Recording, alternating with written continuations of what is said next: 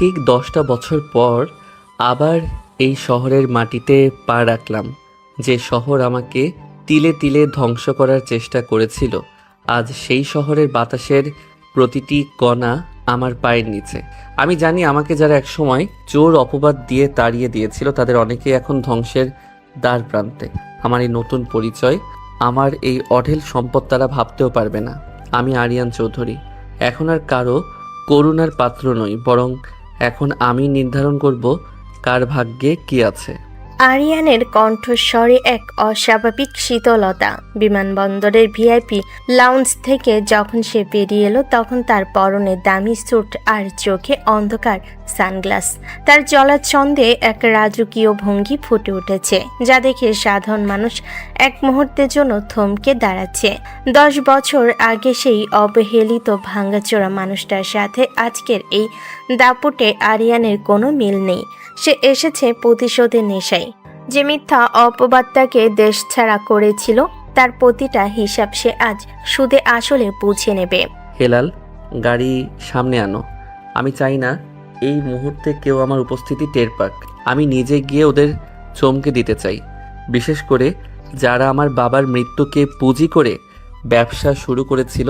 তাদের পতন দেখার অপেক্ষায় আমি আছি। এই 10 বছর আমি নরক যন্ত্রণা সয়েছি, কিন্তু সেই কষ্ট আমাকে পাথর করে দিয়েছে। এখন আর কোনো দয়া নয়, শুধু ন্যায় বিচার। জি স্যার, গাড়ি তৈরি। আপনি চাইলে সরাসরি হেড অফিসে যেতে পারেন অথবা হোটেলে বিশ্রাম নিতে পারেন। আপনার শরীরটা লম্বা জার্নির পর ক্লান্ত দেখাচ্ছে। আমার কোনো ক্লান্তি নেই। যতদিন না আমি আমার হারানো সম্মান ফিরে পাচ্ছি, ততদিন আমার বিশ্রাম নেওয়ার অধিকার নেই। গাড়ি ছাড়ো।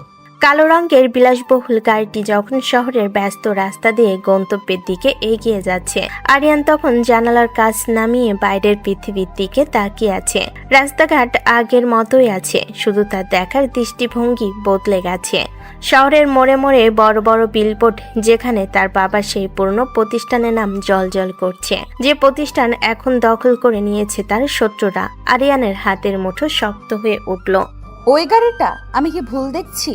ঠিক যেন ওইটাই, যে গাড়িটা আমাদের বাড়ির সামনে 10 বছর আগে আসতো। না, অসম্ভব। ও তো সেই কবেই নিরুদ্দেশ হয়েছে। পুলিশের খাতায় তার নামে যে অপবাদ ছিল, তাতে তার ফিরে আসার কোনো সুযোগই নেই।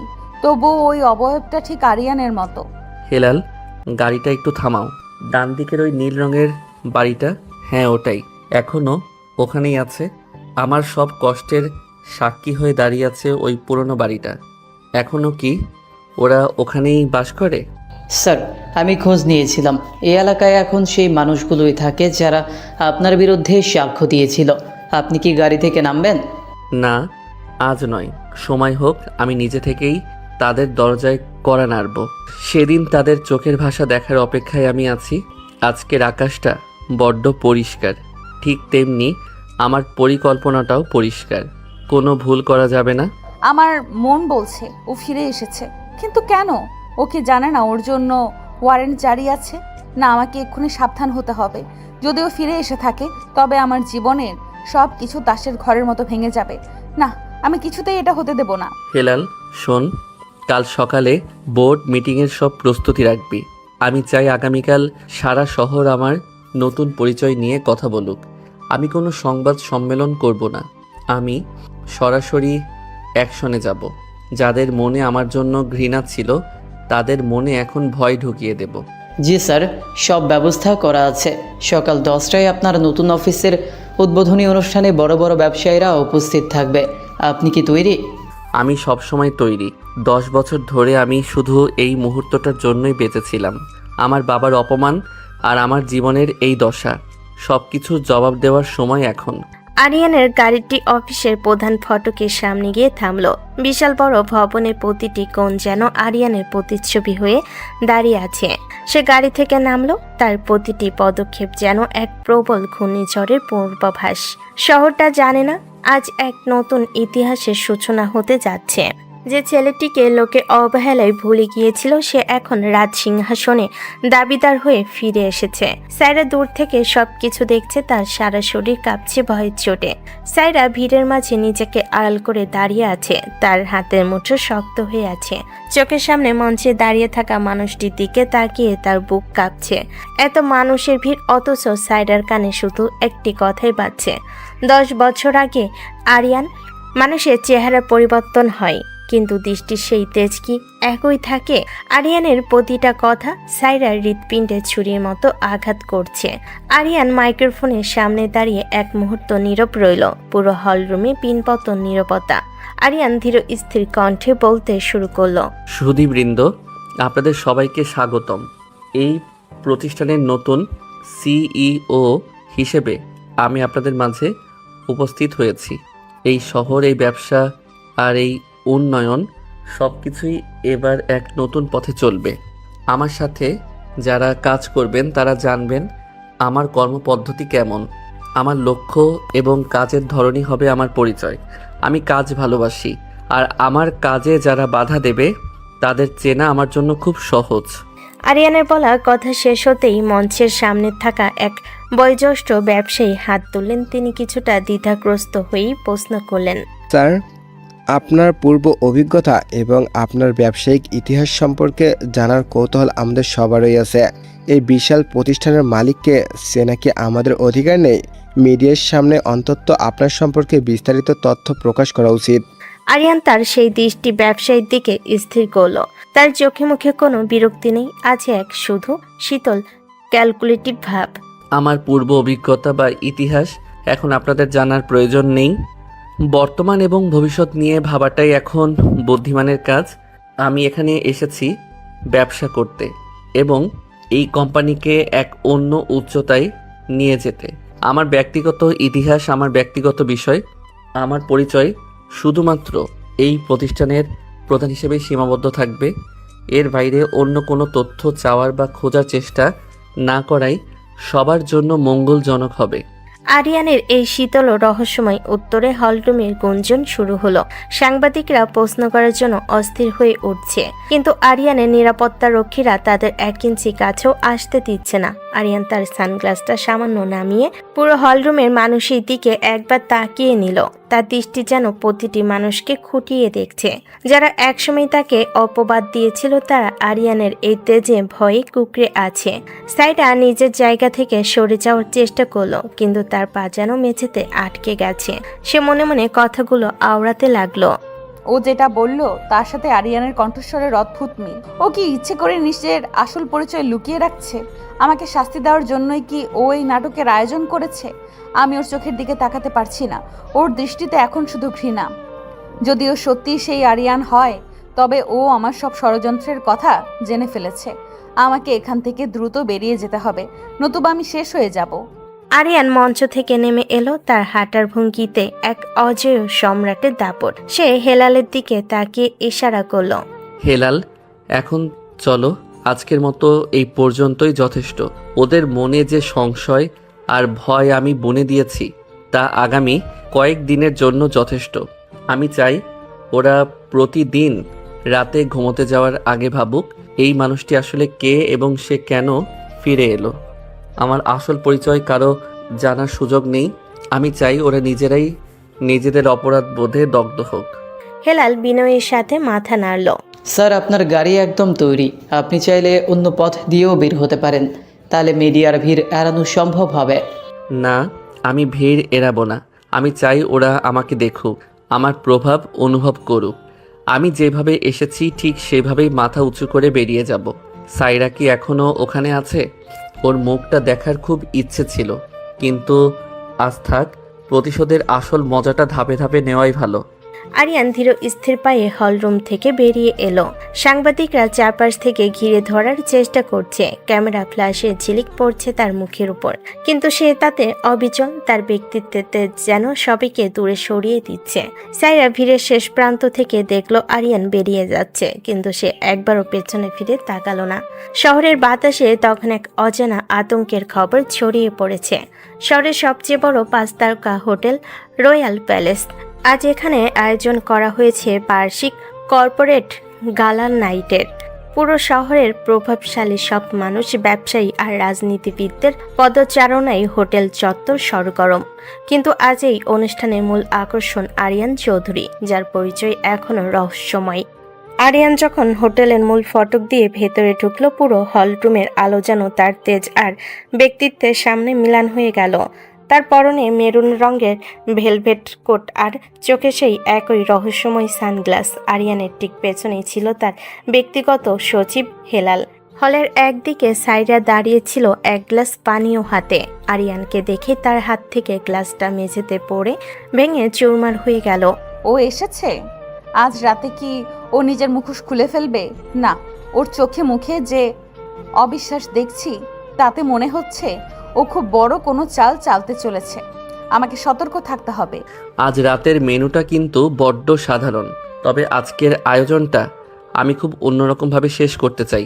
হেলাল, সব প্রস্তুতি ঠিক আছে তো? এই ফাইলটা কি ওই টেবিলে পৌঁছেছে? জি স্যার, ফাইলটা ঠিকঠাক মতো ওদের টেবিলের নিচে রাখা হয়েছে। ওরা এখনও জানে না এর ভেতর কি আছে। সময় হলে ওরা নিজেরাই এটা খুঁজে পাবে। আরিয়ান এবার মঞ্চের মাঝামাঝি গিয়ে দাঁড়ালো। তার হাতে একটা ছোট্ট রিমোট কন্ট্রোল।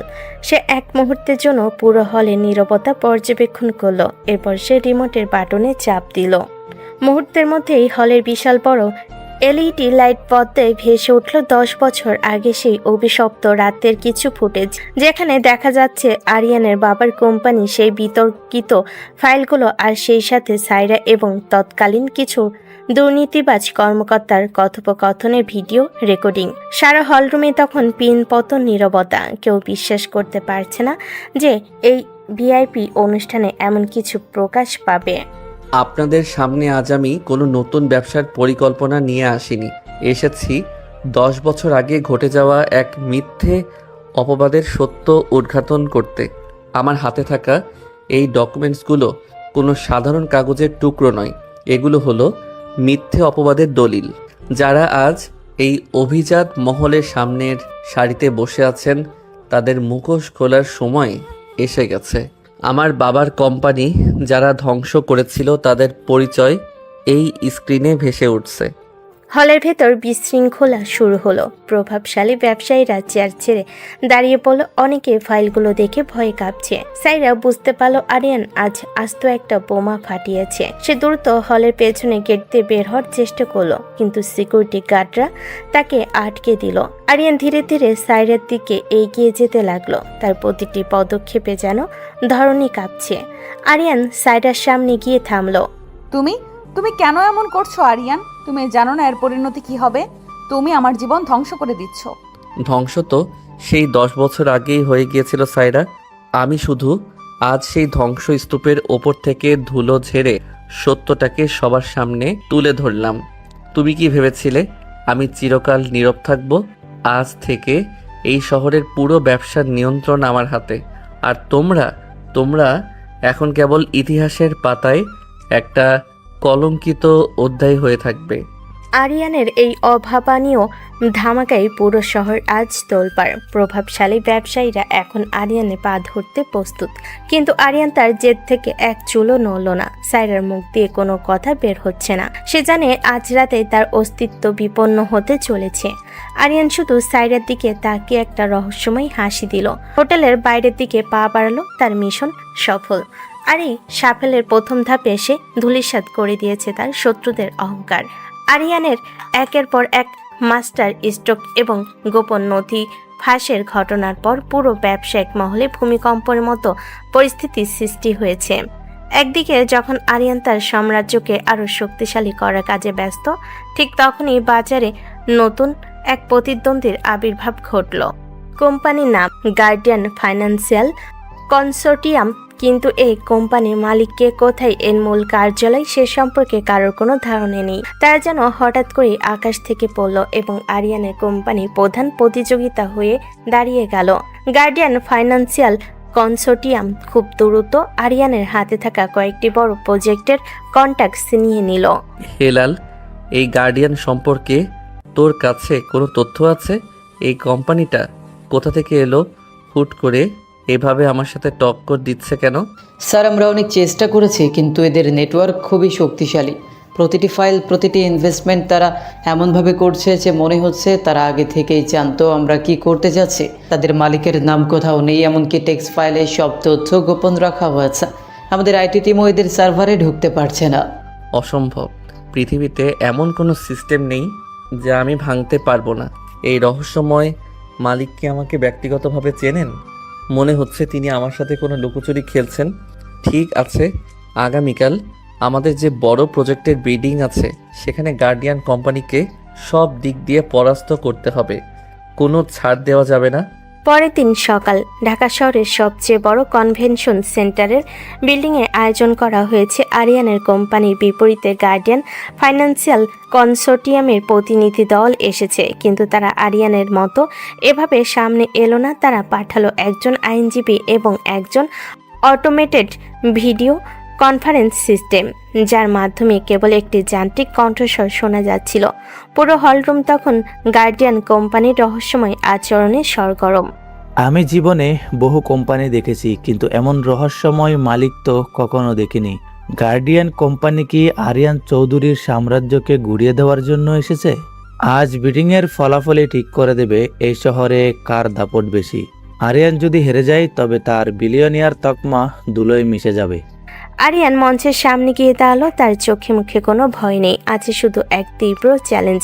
সে জানতো যদি সে আজ হারে তবে তার প্রতিশোধের পুরো পরিকল্পনাটাই ব্যর্থ হতে পারে। মঞ্চের স্ক্রিনে গার্ডিয়ান কোম্পানির যান্ত্রিক কণ্ঠস্বর আবার ভেসে উঠল। আরিয়ান চৌধুরী, আপনার ব্যবসায়িক কৌশল আমরা জানি, কিন্তু মনে রাখবেন সব কিছুর পেছনে আরও একটি বড় শক্তি থাকে। আমরা এখানে বাজার দখল করতে আসিনি, আমরা এসেছি আপনার প্রতিটি পদক্ষেপ চ্যালেঞ্জ করতে।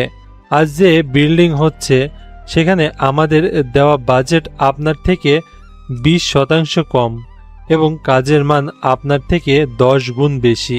এখন আপনিই বলুন বায়ার কাকে বেছে নেবে? প্রতিযোগিতাকে আমি সবসময় স্বাগত জানাই, কিন্তু যারা ছায়া হয়ে থাকে তারা কখনো সূর্যের সামনে দাঁড়াতে পারে না। আপনারা আমাকে চ্যালেঞ্জ করছেন, কিন্তু মনে রাখবেন আমি নিজেই নিজের বড় চ্যালেঞ্জ।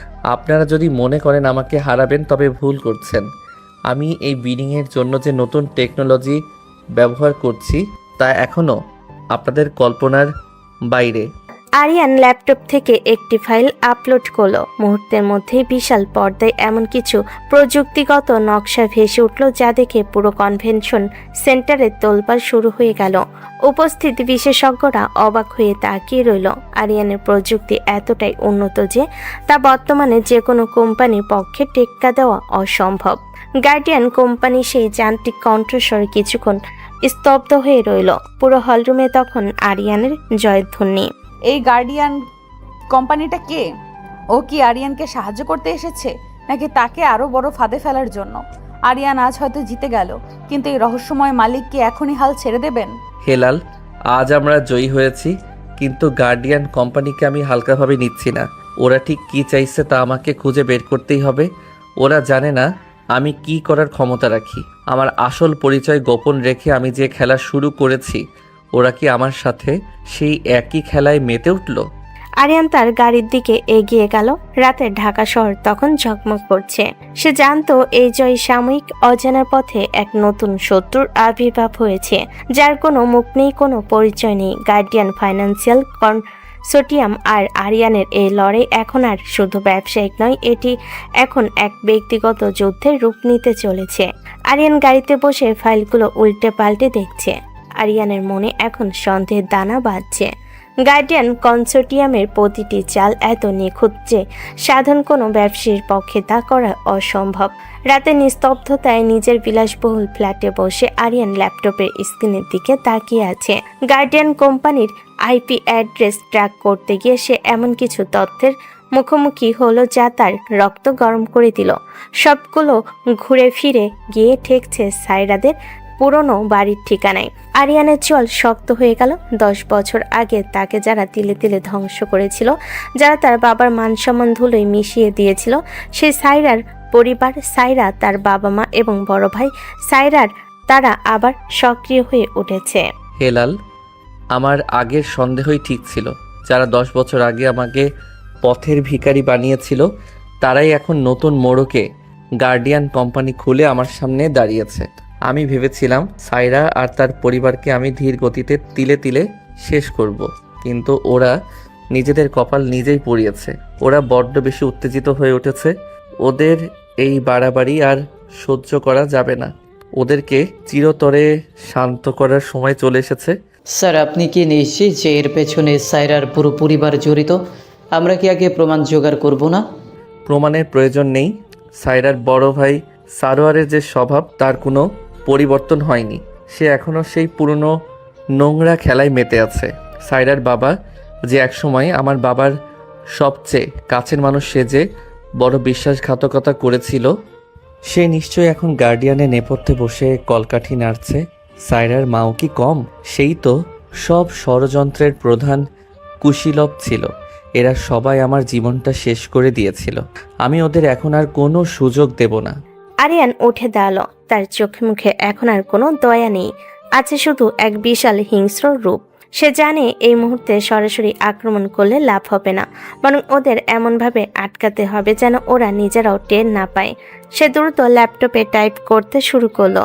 আরিয়ানের পরিকল্পনা এবার অনেক গভীর। সে সাইরার ভাই সাইরাদের সমস্ত ব্যবসায়িক লেনদেন ব্লক করে দেওয়ার প্রতিক্রিয়া শুরু করলো। শুধু তাই নয়, সাইরাদের পরিবারের নামে যে গোপন অফশোর ব্যাংক অ্যাকাউন্টগুলো আছে সেগুলোর খবরও সে বের করে ফেললো। সারোয়ার, তুই ভেবেছিলি তুই চতুর। আজ তোর সব টাকা পয়সার উৎস আমি বন্ধ করে দিচ্ছি। তোর কোম্পানিকে আমি এমনভাবে দেউলিয়া করব যে তুই রাস্তায় নামতে বাধ্য হবি। আর সায়রা, তুই কি ভেবেছিলি আমি তোকে ক্ষমা করে দিয়েছি? তুই আমার জীবনের সব সুখ কেড়ে নিয়েছিলি। আজ থেকে তোর প্রতিটি দিন হবে বিভীষিকাময়। তোর বাবা মা যে অহংকার নিয়ে বেঁচে আছে, সেই অহংকার আমি চূর্ণ করব। এদের সবাইকে আমি এমন এক গোলক ধাঁধায় ফেলে দেব যেখান থেকে ওরা আর বের হতে পারবে না। আরিয়ান ফোন তুলল। ওপাশ থেকে ভেসে এলো সাইরার আতঙ্কিত কণ্ঠস্বর। আরিয়ান কোনো ভূমিকা ছাড়াই কথা শুরু করলো। কেমন আছিস সায়রা? গার্ডিয়ান কোম্পানি খুব ভালো কাজ করছে, তাই না? কিন্তু তোদের একটা ভুল হয়ে গেছে। তোরা খেলতে নেমেছিস সেই খেলোয়াড়ের সাথে যাকে তোরাই একসময় ধ্বংস করতে চেয়েছিলি। আরিয়ান, তুমি কি পাগল হয়ে গেছো? কেন আমাদের ওপর এত রাগ তোমার? 10 বছর আগে যা হয়েছে তা তো নিয়তি ছিল। আমরা তো শুধু আমাদের স্বার্থ দেখেছি। স্বার্থ? স্বার্থের নামে আমার পুরো পরিবারকে শেষ করে দেওয়াটা কি নিয়তি ছিল? তোরা ভেবেছিলি তোদের এই মিথ্যে খেলা আমি ধরতে পারবো না? সারোয়ারকে বলিস ওর সব বিজনেস আজ রাতে ধূলিসাৎ হয়ে যাবে। আর তোর বাবাকে গিয়ে বলিস যারা বিশ্বাসঘাতকতা করে তাদের পরিণতি ভালো হয় না। আমি খুব শান্ত ছিলাম, কিন্তু তোরা আমাকে বাধ্য করলি আমার আসল রূপ দেখাতে। তোদের এই উত্তেজনা আর সহ্য হচ্ছে না। এখন তোদের চিরতরে শান্ত করার সময় এসেছে। তুমি এটা করতে পারো না। আমরাও বসে নেই। আমাদের কাছেও অনেক কিছু আছে যা তোমার সাম্রাজ্য গুড়িয়ে দিতে পারে। চেষ্টা করে দেখতে পারিস, কিন্তু মনে রাখিস আমার কাছে এখন শুধু অর্থ নেই, আছে তোদের প্রতি তীব্র ঘৃণা। তোরা যা করেছিস তার প্রতিটা কষ্টের হিসাব আমি নেব। আগামীকাল সকালে উঠে দেখিস তোদের পৃথিবীটা আর আগের মতো নেই। এটাই আমার প্রথম ধামাকা। তোদেরকে শান্ত করাই এখন আমার একমাত্র লক্ষ্য। আরিয়ান ফোনটা রেখে দিল। সে জানতো সায়রা এখন চরম আতঙ্কে ভুগছে, কিন্তু আরিয়ানের মনে বিন্দুমাত্র অনুশোচনা নেই। সে বেলকনিতে গিয়ে দাঁড়ালো। রাতের আকাশের নিচে ঢাকা শহরটা যেন একটা যুদ্ধের ময়দান। আরিয়ান চৌধুরী এখন এক অজেয় শক্তি। তার সামনে সায়রার পরিবার এখন সামান্য পিঁপড়ের মতো। সে আস্তে করে নিজের গ্লাসে চুমুক দিল এবং তৃপ্তির সাথে দেখলো তার কম্পিউটার স্ক্রিনে সায়রার কোম্পানি শেয়ার দর হু হু করে পড়ে যাচ্ছে। সরোয়ার, সায়রা, সায়রার বাবা আর মা সবাইকে এবার সেই একই যন্ত্রণায় চলতে হবে যে যন্ত্রণায় সে 10 বছর আগে পড়েছিল। আরিয়ানের ধৈর্যের বাঁধ ভেঙে গেছে। সে গত রাতে সরোয়ারের ব্যবসার সমস্ত মূল শাখাগুলোতে এমনভাবে আঘাত করেছে যে তাদের সাম্রাজ্য এখন পতনে দ্বার প্রান্তে। সায়রাদের পরিবার যারা এতকাল ক্ষমতার দাপট দেখিয়ে এসেছে তারা আজ দিশেহারা। তারা বুঝতে পেরেছে তাদের প্রতিপক্ষ আর কোনো সাধারণ ব্যবসায়ী নয়, বরং এক ছায়া শরীর যে তাদের প্রতিটি পদক্ষেপের হিসাব রাখছে। আরিয়ান এবার ঠিক করলো আর কোনো লুকোচুরি নয়, সে আজ সরাসরি আঘাত করবে সেই ড্রয়িং রুমে যেখানে বসে 10 বছর আগে তাকে চোর অপবাদ দিয়ে অপমানিত করা হয়েছিল। হেলাল, আমার গাড়ি বের কর। আজ আমি সেই বাড়িতে যাচ্ছি যেখানে আমার জীবনের সবচেয়ে বড় অপমান আর সংগ্রামের শুরু হয়েছিল। আজ আর কোনো রহস্য নয়, আজ সত্যের মুখোমুখি হওয়ার দিন। সারোয়ার আর তার পরিবারের সময় শেষ। সাইরাদের বাড়ির বিশাল ড্রয়িং রুমে সাইরার বাবা সোফায় বসে কপালে হাত দিয়ে চিন্তিত হয়ে আছেন। সাইরা এবং সরোয়ার তখনও ল্যাপটপ নিয়ে ব্যস্ত, কিভাবে গার্ডিয়ান কোম্পানির এই আক্রমণ ঠেকানো যায়। এমন সময় বাড়ির কলিং বেলটা বেজে উঠল। সরোয়ার বিরক্ত হয়ে দরজা খুলতে চমকে গেল। দরজার সামনে দাঁড়িয়ে আছে আরিয়ান চৌধুরী। তার পরনে ব্লেজার, চোখে সেই পরিচিত সানগ্লাস। সে কোনো অনুমতি ছাড়াই ড্রয়িং রুমে ঢুকে পড়ল। আপনি এখানে আসার সাহস কি করে হলো আপনার? আপনার সাথে আমাদের কোনো কথা নেই, এখনই বের হয়ে যান এখান থেকে। বের তো আমি হবই সারোয়ার, কিন্তু তোদের এই সাজানো বাগানটা পুরোপুরি ধ্বংস করার পর তোরা কি ভুলে গেছিস 10 বছর আগে আমার বাবার কোম্পানি দখল করার সময় তুই আর তোর বাবা কি কি জঘন্য কাজ করেছিলি? লেনদেন নেই? 10 বছর আগে এই সোফাতেই বসে আমার বাবার উপর মিথ্যে অপবাদ দিয়েছিলি তোরা। বলেছিলি আমার বাবা কোম্পানির টাকা চুরি করে পালিয়েছে। সেই একই ঘর, সেই একই মানুষ, শুধু আমি বদলে গেছি। আমি সেই আরিয়ান যাকে তোরা সেদিন পথের ভিখারি করে বের করে দিয়েছিলি। ড্রয়িং রুমে বাতাস যেন এক মুহূর্তে স্তব্ধ হয়ে গেল। সাইরা এবং সরোয়ার ভয়ে আড়ষ্ট হয়ে গেল। তাদের মুখ দিয়ে কোনো কথা সরছে না। সাইরা মা রান্নাঘর থেকে বেরিয়ে এসে আরিয়ানকে দেখে আতঙ্কে চিৎকার করে উঠল। সবাই যেন বিশ্বাস করতে পারছে না যে ছেলেটি এতদিন আগে হারিয়ে গিয়েছিল, সে আজ এক বিশাল বিলিনিয়ার হয়ে তাদের চোখের সামনে দাঁড়িয়ে আছে। আরিয়ান, এটা তুমি কিভাবে এটা করলে? তুমি তো সেই রাতে ধ্বংস হয়ে গিয়েছিলে। আমি ধ্বংস হইনি সায়রা, তোদের দেওয়া প্রতিটি অপমান আমাকে তিলে তিলে পাথর করেছে। তোরা ভেবেছিলি আমি মরে গেছি? না, আমি বেঁচে ছিলাম শুধু এই দিনটির জন্য। তোদের প্রতিটি মিথ্যা অভিযোগের আমি প্রমাণ জোগাড় করেছি। আজ এই বাড়িতেই পুলিশের টিম আসছে, শুধু তোদের জবানবন্দি নিতে নয়, তোদের অপরাধের সব প্রমাণ সহ গ্রেফতার করতে। তুই এটা করতে পারিস না, তুই আমাদের জীবন শেষ করে দিবি। আমরা তোকে চিনেছিলাম, আমরা জানতাম তুই কিছু একটা করবি, কিন্তু এত নিচেই নামবি তা ভাবিনি। নিচে তোরা নেমেছিলি সেদিন, যেদিন একটা নিরপরাধ মানুষকে চোর সাজিয়েছিলি। আজ তোদের পতন দেখার জন্যই আমি এই শহরে ফিরেছি। তোদের গার্ডিয়ান কনসোর্টিয়াম সবই এখন আমার দখলে। আমি তোদের পুরো অস্তিত্ব মুছে ফেলার ক্ষমতা রাখি। বাইরের দিক থেকে পুলিশের গাড়ির সাইরেন শোনা যাচ্ছে। সাইরার বাবা সোফায় বসে বলেন। তার সমস্ত অহংকার ধুলোই মিশে গেল। সাইরা ফ্যাল করে আরিয়ানের দিকে তাকিয়ে আছে। সে আজ বুঝতে পারল সে কাকে হারিয়েছিল এবং তার পরিণাম আজ কি হতে যাচ্ছে। আরিয়ান ড্রয়িং রুমের মাঝখানে দাঁড়িয়ে শান্ত অথচ স্বরে কথাগুলো বলল, যেন সে কোনো রায় শোনাচ্ছে। তোদেরকে আমি বলেছিলাম তোরা বড্ড বেশি উত্তেজিত হয়ে পড়েছিস। আমি চেয়েছিলাম আস্তে আস্তে শেষ করতে, কিন্তু তোরা আমাকে বাধ্য করলি এই চরম রূপ দেখাতে। এখন তোদের শান্ত হওয়ার সময় এসেছে। এই 10 বছর আমি যে নরকে কাটিয়েছি, আজ থেকে তোদের সেই নরকের বাসিন্দা হওয়ার পালা। পুলিশ ড্রয়িং রুমে ঢুকে পড়ল। আরিয়ানের নির্দেশে পুরো বাড়ির প্রতিটি কোণ থেকে প্রমাণ সংগ্রহ করা হচ্ছে। সাইরের পরিবার আজ সবার সামনে লজ্জিত। সে আরিয়ানকে তারা একসময় অবহেলা করেছিল, আজ সেই আরিয়ানই তাদের ভাগ্য বিধাতা হয়ে দাঁড়িয়ে আছে। আরিয়ান বাড়ির সদর দরজা দিয়ে বেরিয়ে গেল। পেছনে ফেলে এলো কান্নার আওয়াজ আর ধ্বংসের চিহ্ন। পুলিশের গাড়িগুলো যখন সাইরাদের বাড়ি থেকে বেরিয়ে যাচ্ছিল, সাইরা তখনও আরিয়ানের চোখের দিকে তাকিয়েছিল। তার চোখে কোনো ধূর্ততার ছাপ। সে জানতো আরিয়ান চৌধুরী যত শক্তিশালী মানুষ হোক, মানুষের দুর্বলতা সবারই থাকে। আরিয়ানের সেই দুর্বলতা সাইরাকে খুঁজে বের করতে হবে। সে কৌশলে পুলিশকে অনুরোধ করলো একবার আরিয়ানের সাথে ব্যক্তিগতভাবে কথা বলার জন্য। আরিয়ান সাইরাকে আড়ালে ডেকে নিল। সাইরা সেখানে গিয়ে তার ব্যাগের ভেতর থেকে একটি ছোট্ট পিস্তল বের করলো, কিন্তু আরিয়ান তার সেই চাল আগেই বুঝে ফেলেছিল। আরিয়ান সাইরার হাত শক্ত করে ধরল। অনেক চালাকি করেছিস সাইরা। আমার মনে হয়েছিল তুই হয়তো অপরাধ বোধে ভুগবি, কিন্তু তুই তো দেখি এখন সে আগের মতোই বিষাক্ত রয়ে গেছিস। আমাকে মারার পরিকল্পনা? তোর এই সাহস আমাকে অবাক করছে। আমি তোমাকে ঘৃণা করি আরিয়ান।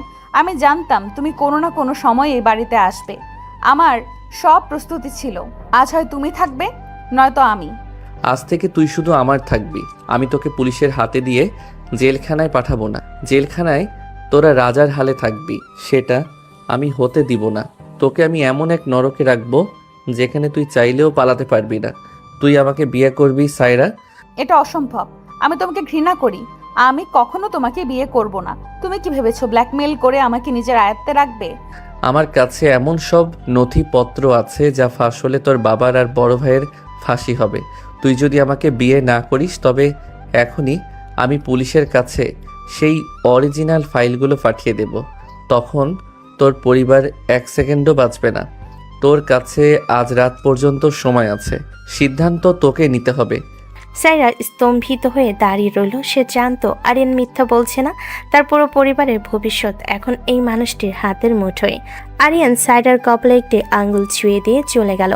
সে জানতো সাইরা শেষ পর্যন্ত তার কাছে আত্মসমর্পণ করতে বাধ্য হবে। পরের দিন সকালে সাইরা যখন আরিয়ানের বিলাসবহুল বাংলোতে এসে পৌঁছালো, তার চোখে মুখে তখন কোনো প্রতিবাদ ছিল না, শুধু ছিল এক জমাট বাঁধা ঘৃণা। আরিয়ান বিয়ের সব প্রস্তুতি শেষ করে রেখেছিল। আমি জানতাম তুই আসবি, কারণ তোদের পরিবারের চামড়া তোদের কাছে জীবনের চেয়েও প্রিয়। আজ থেকে তুই আমার স্ত্রী। কিন্তু মনে রাখিস, এই বিয়েতে ভালোবাসা নেই, আছে শুধু এক দীর্ঘস্থায়ী প্রতিশোধ। তুই আমার ছায়ার মতো থাকবি। আমি যা বলবো তোকে তাই শুনতে হবে। তুমি আমাকে বিয়ে করে শুধু আমার শরীর পাবে আরিয়ান, কিন্তু আমার এই ঘৃণা কোনোদিনও কমবে না। তুমি কি ভেবেছো এইভাবে আমাকে বন্দি করে তুমি শান্তি পাবে? শান্তি আমার দরকার নেই। আমার দরকার তোকে প্রতিদিন চোখের সামনে দেখে কষ্ট দেওয়া। তুই যে স্বপ্ন নিয়ে আমাকে একদিন বাড়িছাড়া করেছিলি, আজ সেই একই স্বপ্ন চুরমার হয়ে যাওয়ার যন্ত্রণা তুই প্রতিদিন ভোগ করবি।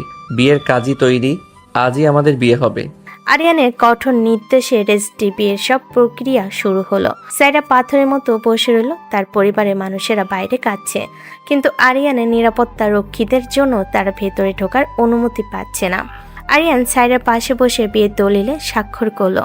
সাইরা যখন নিজের নামে স্বাক্ষর করছে তার হাত কাঁপছিল। আরিয়ান তার হাতটা জাপটে ধরে দলিলে স্বাক্ষর করালো। পুরো বাংলোতে এক অদ্ভুত নিস্তব্ধতা। এখন থেকে তোকে আর কোথাও যেতে হবে না। তোর জগৎ এখন থেকে এই চার দেয়ালের মাঝে। আমার অনুমতি ছাড়া তুই বাইরের আলো দেখতে পাবি না। এটাই তোর সেই প্রাপ্য শাস্তি, যা তুই আজ থেকে ভোগ করা শুরু করবি। সাইরাকে আরিয়ান তার ব্যক্তিগত সুউচ্চ টাওয়ারের একটি ঘরে বন্দি করে রাখলো। আরিয়ান বেরিয়ে যাওয়ার সময় ভারী দরজায় তালা আটকে দিল। সাইরা জানালার গ্রিল ধরে বাইরের দিকে তাকিয়ে রইল। তার চোখ দিয়ে জল পড়ছে। সে বুঝতে পারল সে এমন মাকড়সার জালে আটকে গেছে যেখান থেকে বের হওয়ার কোনো রাস্তা নেই। আরিয়ানের সেই সুউচ্চ টাওয়ারের ঘরটি এখন সাইরার একমাত্র পৃথিবী। বাইরে থেকে দেখলে একে প্রাসাদ মনে হলো, ভেতর থেকে এটি একটি বিলাসবহুল কারাগার। আরিয়ান চৌধুরী সাইরাকে বিয়ে করেছে ঠিকই, কিন্তু সেই বিয়ের বন্ধনে কোনো পবিত্রতা নেই, আছে শুধুই দহন। প্রতিদিন সকালে আরিয়ান অফিসে যাওয়ার আগে সাইরার ঘরে ঢোকে আর শুরু করে তাদের নিত্য নতুন ঝগড়া ও মানসিক লড়াই। তাদের সম্পর্কটা এখন যেন সাপে নেউলে, একজন অন্যজনকে সহ্য করতে পারে না, অথচ একই ছাদের নিচে থাকতে বাধ্য। কি হলো, এখনো বিছানা ছাড়িসনি নাকি এখনো স্বপ্ন দেখছিস তুই পুরনো বাড়িতে ফিরে যাবি? ভুলে যাস না, সেই বাড়ির মালিক এখন আমি। তোর বাবা মা এখন কোথায় আছে তা কি জানতে চাস?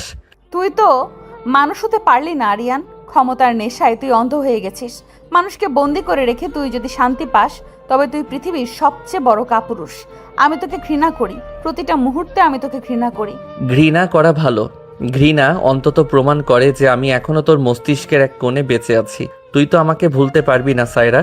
আমি তোর প্রতিটি নিঃশ্বাসের সাথে মিশে আছি। আজ আমার সাথে ডিনারে বের হতে হবে, তোকে সাজতে হবে, কারণ আমি চাই না আমার স্ত্রী কোনো ভিখারিনীর মতো আমার পাশে ঘুরে বেড়াক। আমি কোথাও যাব না। তুই চাইলে আমাকে মেরে ফেলতে পারিস, কিন্তু তোর এই নাটকীয় ডিনারে আমি যাব না। তুই আমাকে দিয়ে তোর ইগো তুষ্ট করার চেষ্টা করিস না। তুই যাবি, কারণ তোর পরিবারের সম্মান এখন আমার হাতের মুঠোয়। তুই যদি ডিনারে না যাস তবে আজই তোর ভাই সারোয়ারের শেষ ব্যবসাটাও আমি ডুবিয়ে দেব। সিদ্ধান্ত তোর। আরিয়ান বেরিয়ে গেল আর সাইরার আগে ফেটে পড়ল। তার বিছানার চাদরগুলো ছুঁড়ে ফেলে দিল। আয়নাটা ভাঙার চেষ্টা করলো, কিন্তু রুমে কোনো কাছের জিনিস রাখা হয়নি, আরিয়ান আগেই সরিয়ে নিয়েছে। স্যারা প্রতিদিন আরিয়ানকে বিরক্ত করার কোনো সুযোগ ছাড়ে না। সে আরিয়ানের দামি ফাইলগুলোতে লণ্ডভণ্ড করে দেয়, আরিয়ানের প্রিয় শার্টগুলো কালি ঠেলে দেয়। এমনকি আরিয়ান বাসে ফিরে তার সাথে কথা বলো তো দূরের কথা, তার দিকে ফিরেও তাকায় না। সাইরা, তুই কি পাগল হয়ে গেছিস? এই ফাইলগুলো কতটা গুরুত্বপূর্ণ ছিল জানিস? তুই আজ সব সীমানা ছাড়িয়ে গেছিস। সীমানা তো তুই আগেই ছাড়িয়েছিস। আমার জীবনের সীমানা তুই দখল করে নিয়েছিস। আমি কি তোর ফাইলগুলো দিয়ে শান্তি পেতে পারি? আমি চাই তোর এই অহংকার চূর্ণ হোক। তোর এই ব্যবসা যদি ধ্বংস হয় তবেই আমার প্রতিশোধ হবে। প্রতিশোধ? তুই এখনো প্রতিশোধের কথা বলছিস? তোরা তো আমাকে 10 বছর আগে ধ্বংস করেছিলি, আমি তো শুধু তার প্রতিদান দিচ্ছি। তুই আজ সারা রাত না খেয়ে থাকবি, এটাই তোর শাস্তি। আরিয়ান সত্যি সত্যি রাতে খাবার বন্ধ করে দিল, কিন্তু সাইরা কি দমের পাটি? সে রাতের অন্ধকারে রান্নাঘরে ঢুকে আরিয়ানের জন্য রাখা বিশেষ ডিনারটি পুরোটাই ড্রেনে ফেলে দিল। সকালে উঠে আরিয়ান যখন দেখলো কিছুই নেই, তখন তার রাগের মাত্রা বহুগুণ বেড়ে গেল। তাদের এই দণ্ড, এই ঝগড়া যেন আর শেষ হওয়ার নয়। সাইরা এখন এমনভাবে চলছে যেন আরিয়ান নেই, আর আরিয়ান তাকে এমনভাবে চেপে ধরছে যেন সাইরা তার একচ্ছত্র সম্পত্তি। এই গয়নার বাক্সটা নে, আজ রাতে পার্টি আছে, তোকে আমার সাথে যেতে হবে, কোনো নাটক নয়। এই গহনা দিয়ে আমার ঘৃণা ঢাকা যাবে না আরিয়ান। তুই আমাকে কিনতে পারিস না। তোদের ওই কর্পোরেট পার্টিতে গিয়ে তুই কাকে দেখাতে চাস? তোর এই জেলখানার বন্দি পাখিটাকে? তুই ঠিকই ধরেছিস। আমি সবাইকে দেখাতে চাই যে সাইরা একদিন আমার দিকে ফিরেও তাকাতো না, সে এখন আমার পায়ের নিচে বন্দি। এটা আমার তৃপ্তি। তুই যতই আমাকে বিরক্ত করিস, তুই আমার থেকে মুক্তি পাবি না। এই ঘৃণা, এই দণ্ডই আমাদের সম্পর্কের নাম। দিনের পর দিন এভাবেই কেটে যাচ্ছে। আরিয়ান অফিস গিয়ে ব্যবসা সামলাচ্ছে, আর সাইরা ঘরে বসে তার জীবন কিভাবে ধ্বংস করা যায় তার নতুন নতুন পরিকল্পনা করছে। আরিয়ান যখন রাতে ফেরে, তারা দুজনে একে অপরের দিকে এমনভাবে তাকায় যেন একে অপরকে খুন করে ফেলবে। সাইরা সুযোগ পেলেই আরিয়ানের সাথে তর্কে জড়িয়ে পড়ে, আর আরিয়ান সাইরাকে হারানোর ভয় কিংবা পাওয়ার নেশায় পাগলের মতো ব্যবহার করে। তাদের এই সাপে নেউলে সম্পর্ক শহরের অন্য কোনো মানুষ জানে না, সবে শুধু জানে তারা সুখী দম্পতি। কিন্তু তাদের এই অন্তর্মহলে প্রতিদিন চলে এক অদৃশ্য যুদ্ধ। আরিয়ানের অন্তর্মহলে যখন সাইরা আর আরিয়ানের মধ্যে প্রতিনিয়ত স্নায়ু যুদ্ধ আর বিষাক্ত দণ্ড চলছে, তখনই বাইরের ব্যবসায়িক জগতে তখন এক নতুন ঝড়ের পূর্বাভাস। আরিয়ান সাইরা এবং তার পরিবারকে সর্বশান্ত করে রাস্তার ভিখারি বানিয়ে দিয়েছে। তবুও সেই রহস্যময় গার্ডিয়ান ফাইন্যান্সিয়াল কনসোর্টিয়াম যেন আগের চেয়েও শক্তিশালী হয়ে ফিরে এসেছে। গার্ডিয়ানের প্রতিটি চাল এখন আরিয়ানের ব্যবসায়িক সাম্রাজ্যের ভিত কাঁপিয়ে দিচ্ছে। আরিয়ান এখন শুধু তার রাগান্বিত নয়, সে রীতিমতো চিন্তিত। হেলাল, সারোয়ার এবং তার পরিবারের সব অ্যাকাউন্ট এখন পুরোপুরি ফ্রিজ। সাইরা আমার চোখের সামনে বন্দি। তাহলে গার্ডিয়ান কোম্পানির ফান্ডিং কোথা থেকে আসছে? ওরা কি প্রেতাত্মা যে এদের কোনো অস্তিত্বই খুঁজে পাওয়া যাচ্ছে না? স্যার, আমরা গার্ডিয়ানের প্রতিটা ট্রানজ্যাকশন ট্র্যাক করার চেষ্টা করছি, কিন্তু প্রতিবারই সার্ভার এমন এক জায়গায় গিয়ে আটকে যাচ্ছে যা আন্তর্জাতিক ব্ল্যাকলিস্টেড মনে হচ্ছে। এই কোম্পানির নেপথ্যে কোনো একটি ক্ষমতাধর ব্যক্তি বা প্রতিষ্ঠান কাজ করছে। সায়রা ম্যাডামের পরিবার তো এখন রাস্তায়। তারা এই বড় অঙ্কের ইনভেস্টমেন্ট কিভাবে করবে? তার মানে আমি কি ভুল পথে ছিলাম? আমি কি তবে সাইরাদের শত্রুতা আর এই গার্ডিয়ানের ষড়যন্ত্রকে গুলিয়ে ফেলেছিলাম? যদি সাইরাদের পরিবার এর পেছনে না থাকে, তবে কে আমাকে এভাবে ধ্বংস করার চেষ্টা করছে? আমার প্রতিটি গোপন প্রজেক্টের খবর তারা আগাম পেয়ে যাচ্ছে। এটা কোনো সাধারণ শত্রুর কাজ নয়। আরিয়ান ল্যাপটপ নিয়ে গভীর রাত পর্যন্ত কাজ করতে লাগলো। সে বারবার পুরনো ফাইলগুলো চেক করছে। সাইরা ঘরের এক কোণে বসে সব দেখছে। সে জানে আরিয়ান এখন আগে চেয়ে অনেক বেশি চাপে আছে। স্যারের মনে হলো সে যদি আরিয়ানের এই পরাজয় নিজের চোখে দেখতে পাই, তবে হয়তো তার প্রতিশোধ পূর্ণ হবে। কি আরিয়ান, বড় বিলিয়নিয়ারের অহংকার কি এবার কিছুটা কমেছে? আমি তো আগেই বলেছিলাম তোর এই ধ্বংসের শুরু হয়েছে।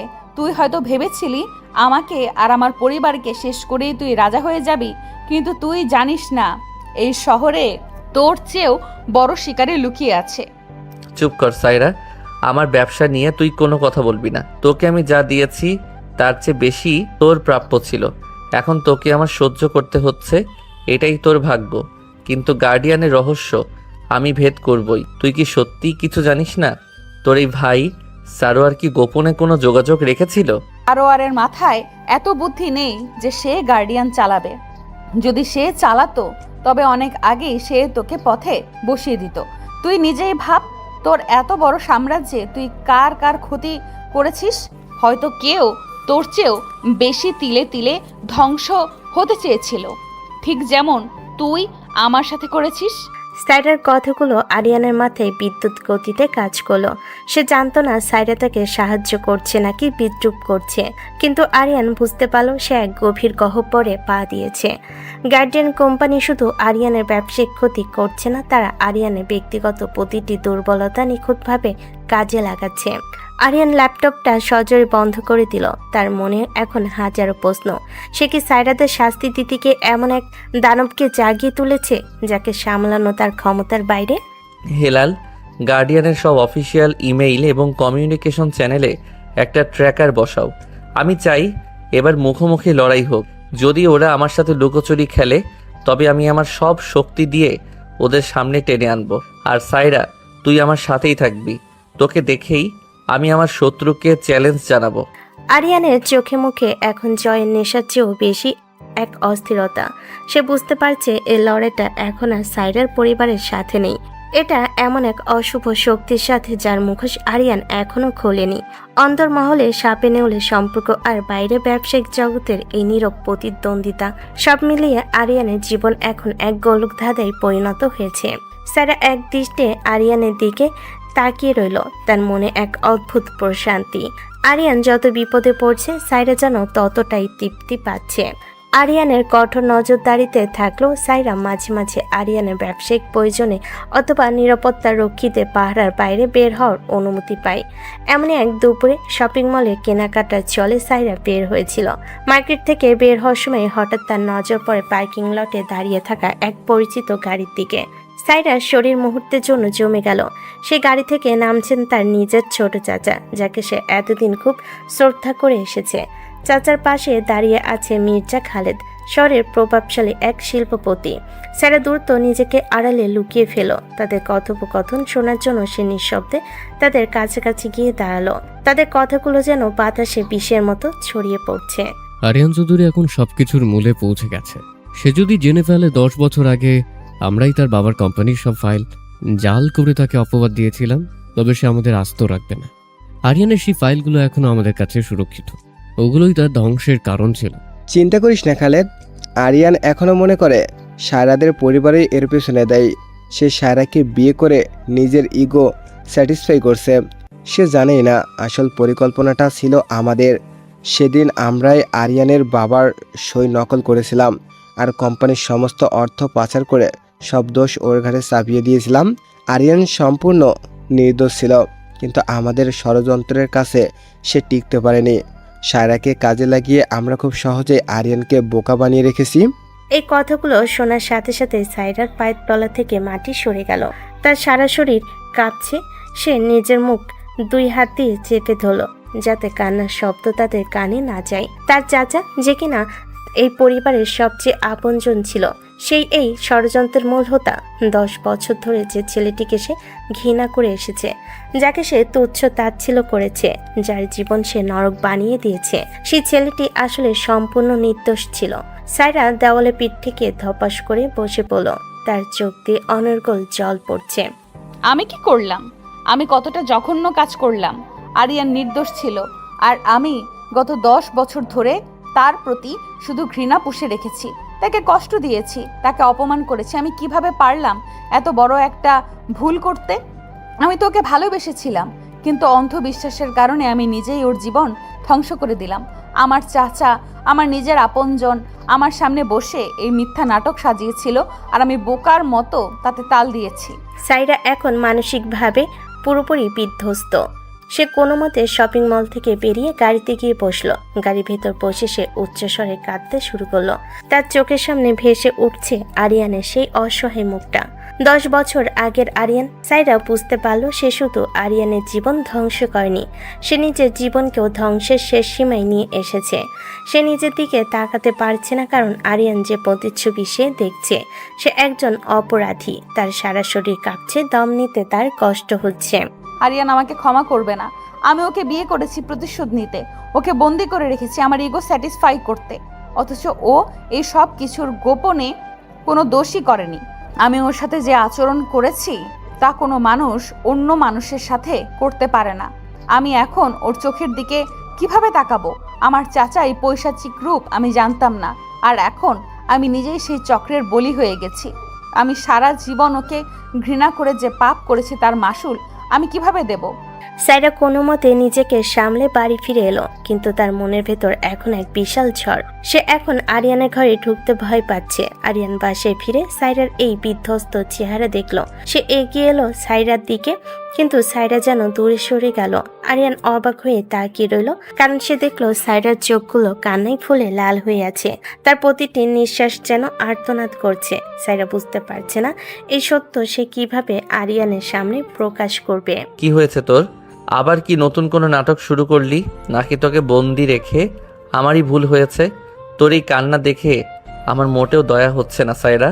আরিয়ান, তুই কি কখনো কোনো ভুল করিসনি? তুই কি কোনো দিন এমন কাউকে ক্ষমা করতে পারবি যে তোর পুরো জীবন নষ্ট করে দিয়েছে?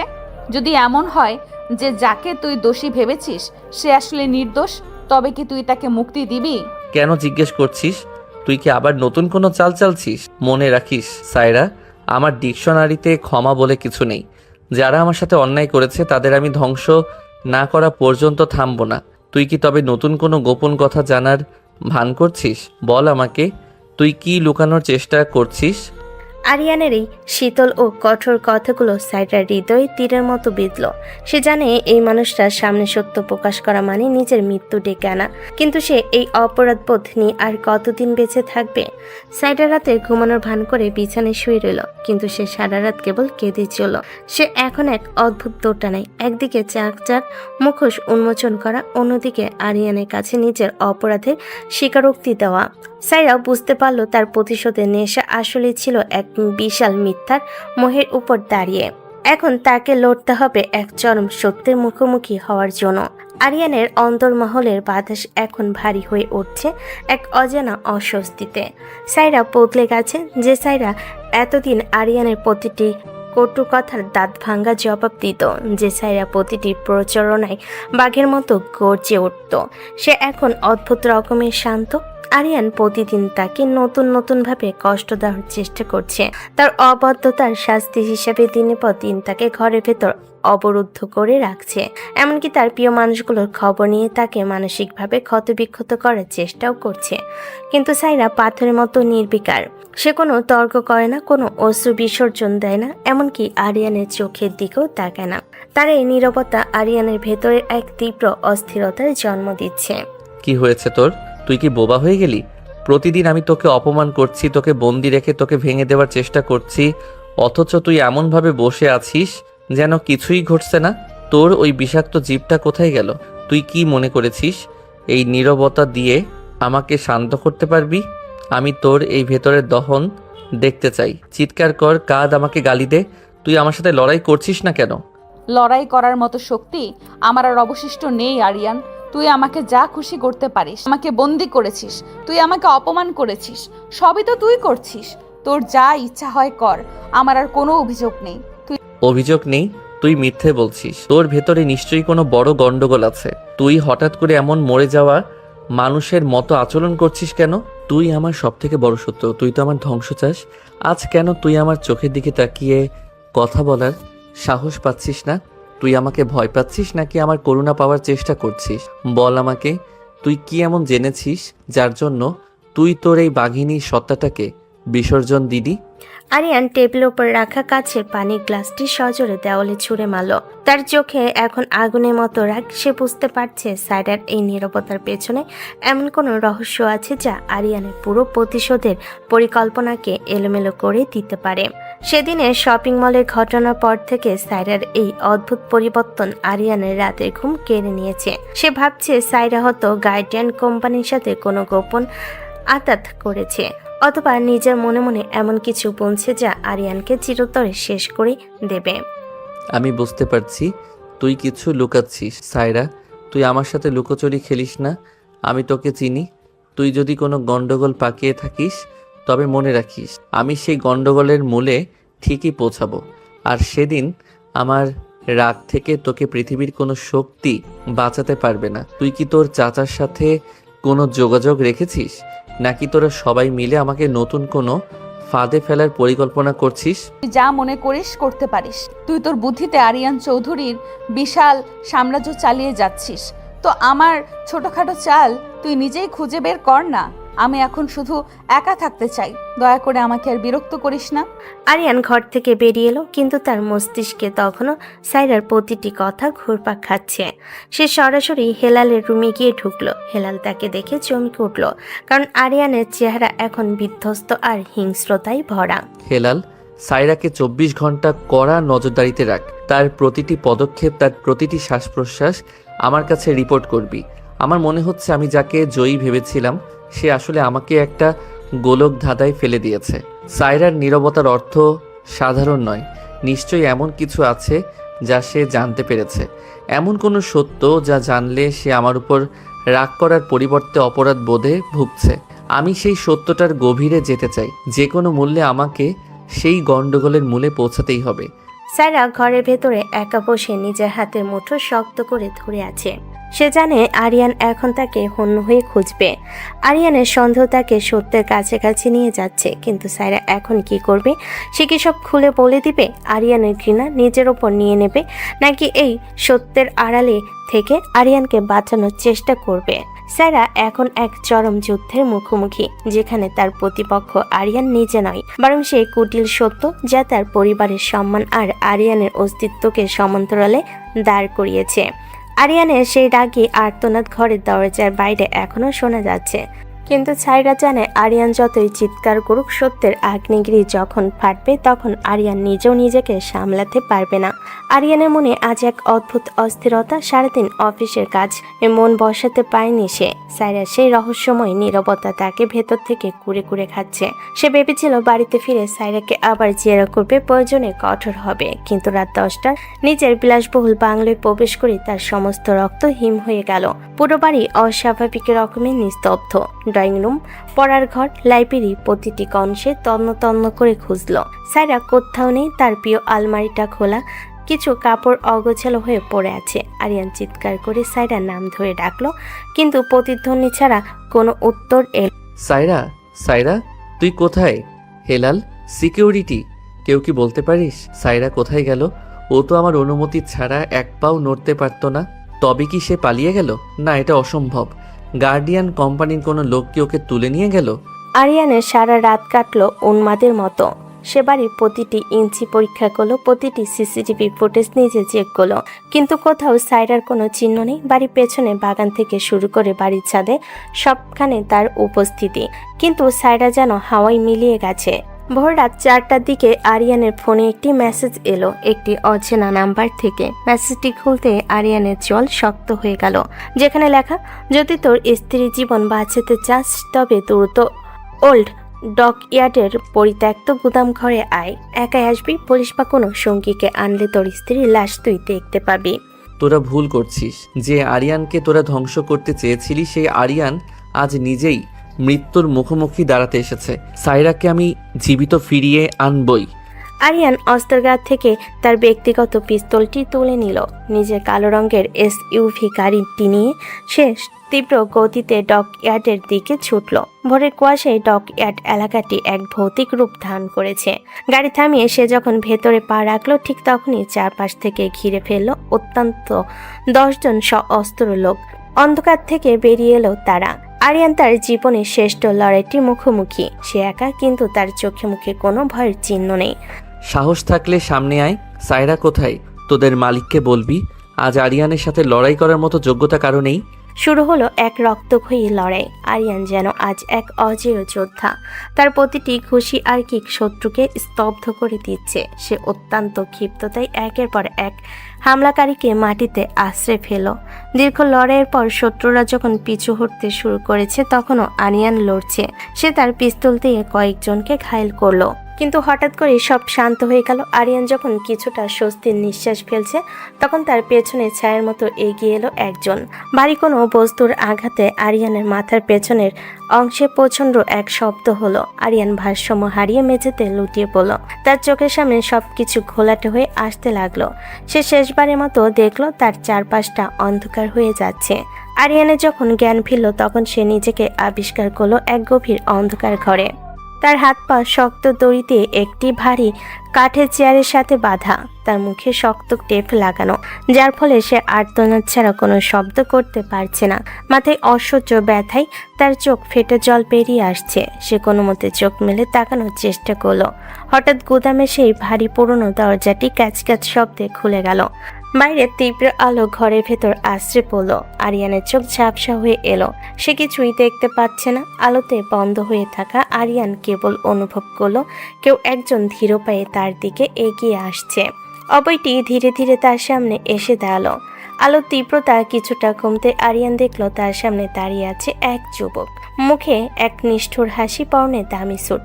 এ আর কেউ নয়, এ হলো মির্জা খালেদের একমাত্র ছেলে খায়রুল, যাকে আরিয়ান আগে থেকে চেনে, কিন্তু তাদের মধ্যে শত্রুতা ছিল না বললেই চলে।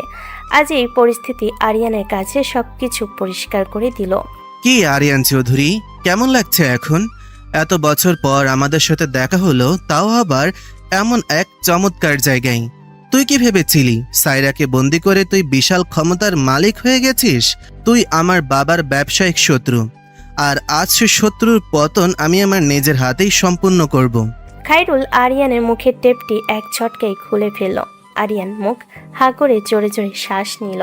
তার প্রতিটি পেশি ব্যথায় কাঁপছে। সে ঘৃণার দৃষ্টিতে খায়রুলের দিকে তাকিয়ে আছে। খাইরুল, তোরা কি পাগল হয়ে গেছিস? আমার সাথে শত্রুতা করার আগে পরিণতি ভেবেছিস? সাইরা কোথায়? ওকে কোথায় আটকে রেখেছিস? যদি ওর গায়ে একটি আঁচড়ও লাগে তবে তোদের পুরো বংশের নাম এই শহর থেকে মুছে দেব।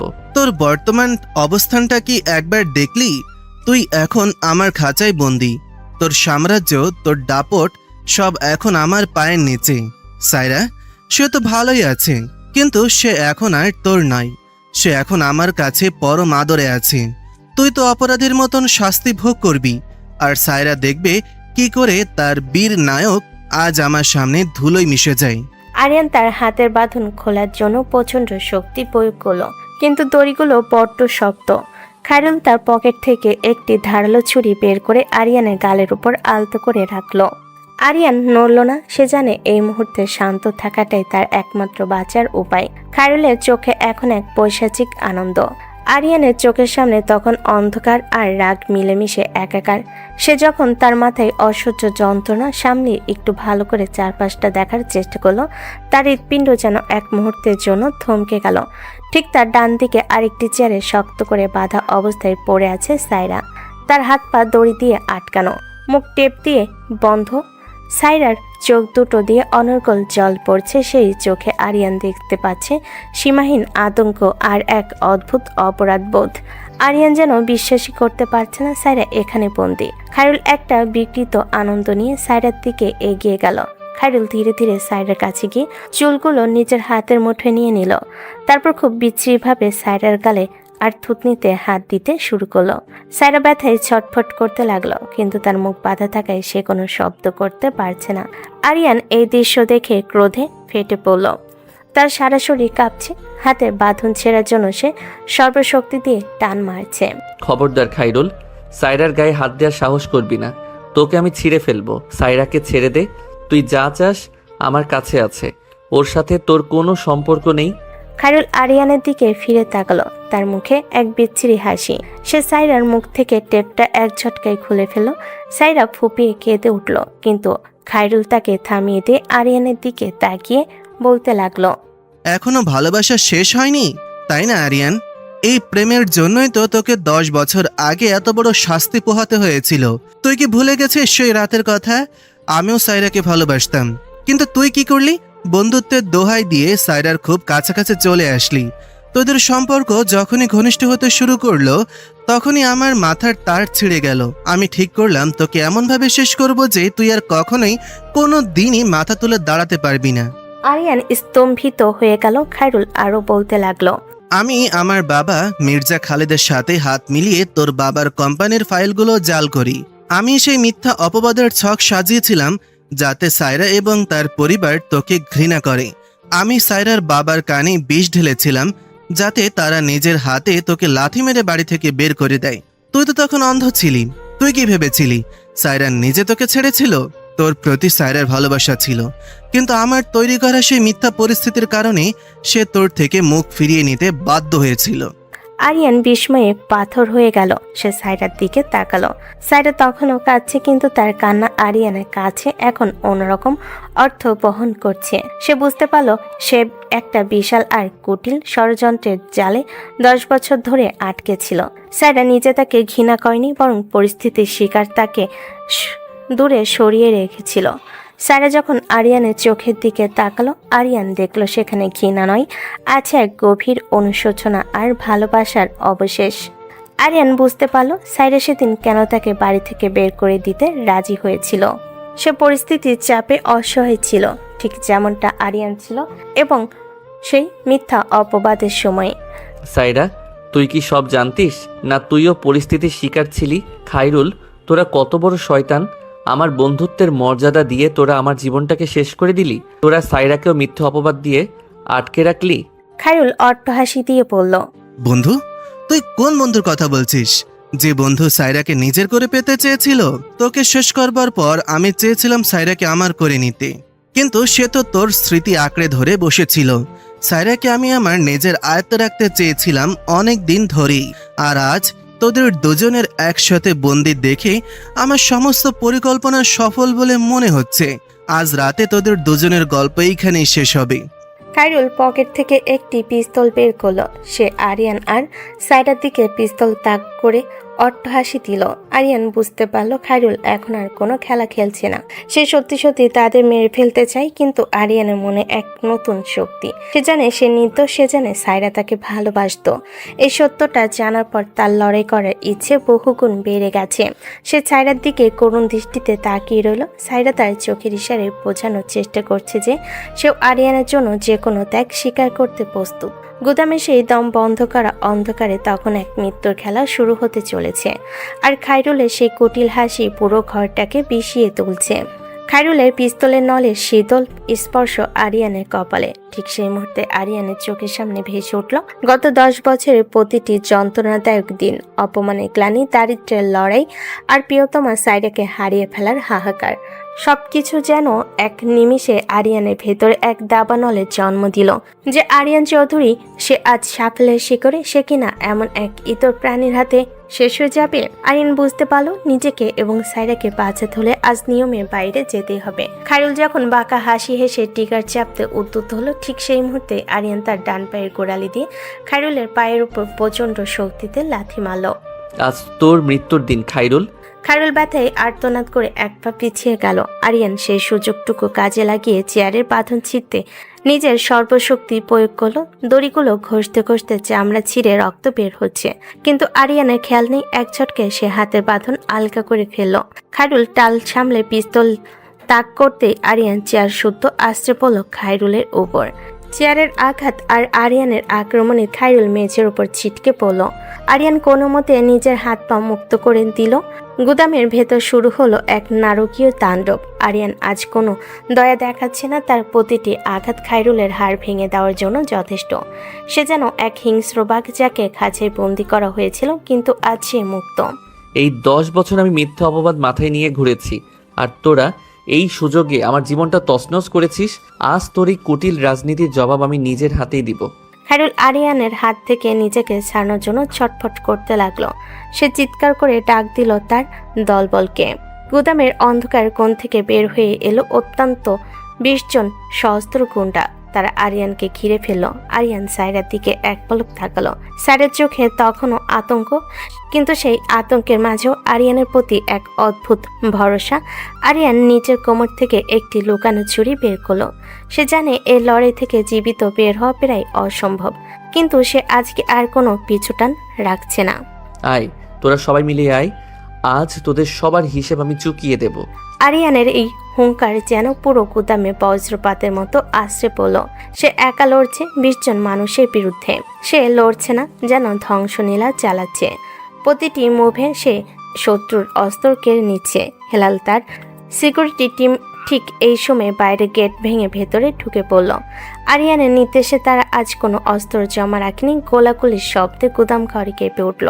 আরিয়ান হেলালের কাছ থেকে একটি অটোমেটিক রাইফেল ছিনিয়ে নিল। সে খায়রুলের দিকে এগিয়ে যাচ্ছে আর তার সামনের সমস্ত বাধা সে এক একে নির্মূল করছে। খায়রুল পিছু হটতে শুরু করলো। সে বুঝতে পারল আরিয়ান আজ ভয়ঙ্কর এক রূপে এসেছে। সে আরিয়ানকে মারতে আসেনি, সে তাকে ধ্বংস করতে এসেছে। সবাই পালানোর পথ ধরো, আরিয়ান এখন উন্মাদ হয়ে গেছে, ওকে আটকানোর ক্ষমতা আমাদের নেই, সবাই পালাও। খায়রুলের দলবল ছত্রভঙ্গ হয়ে গেল। যারা আরিয়ানের সাথে লড়াই করছিল তারা এখন বাঁচার জন্য পেছনে দরজা দিয়ে দৌড়াতে শুরু করলো। খায়রুল নিজের পিস্তল ফেলে দিয়ে একটি মোটর বাইকে চড়ে বসলো। সে অন্ধকারের সুযোগ নিয়ে দ্রুত গতিতে পালিয়ে যাওয়ার চেষ্টা করলো। আরিয়ান তার দিকে রাইফেল তাক করলো, কিন্তু হেলাল তাকে থামিয়ে দিল। স্যার, সায়রা ম্যামকে আগে বাঁচান, খায়রুলকে পরে ধরা যাবে, ও বেশি দূর যেতে পারবে না। সায়রা, সায়রা তুই কি ঠিক আছিস? আরিয়ান দ্রুত সায়রার বাঁধন খুলে ফেলল। সায়রা কোনো কথা বলতে পারছে না। সে আরিয়ানের বুকে মুখ লুকিয়ে হাওয়া করে কেঁদে উঠল। আরিয়ান তার মাথায় আলতো করে হাত বোলাতে লাগলো, কিন্তু তার চোখ তখনও সেই দরজার দিকে যেখান দিয়ে খায়রুল পালিয়ে গেছে। এই ধ্বংসলীলা কেবল শুরু। খায়রুল পালিয়েছে ঠিকই, কিন্তু সে জানে এই শহর আর এই পৃথিবী এখন আরিয়ানের শক্তির সামনে খুবই ছোট। সায়রাকে বুকে আগলিয়ে আরিয়ান যখন গুদামের বাইরে বের হয়ে এলো, ভোরের সূর্য তখন পূর্ব আকাশে উদিত হয়েছে। আরিয়ান আকাশের দিকে তাকিয়ে এক গভীর প্রতিজ্ঞা করল।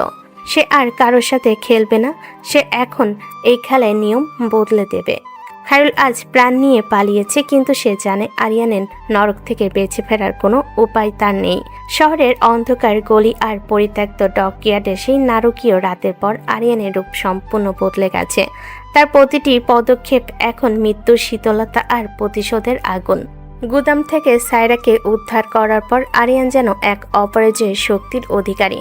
তার নিরাপত্তা ব্যবস্থা এখন আগের চেয়ে 10 গুণ বেশি শক্তিশালী।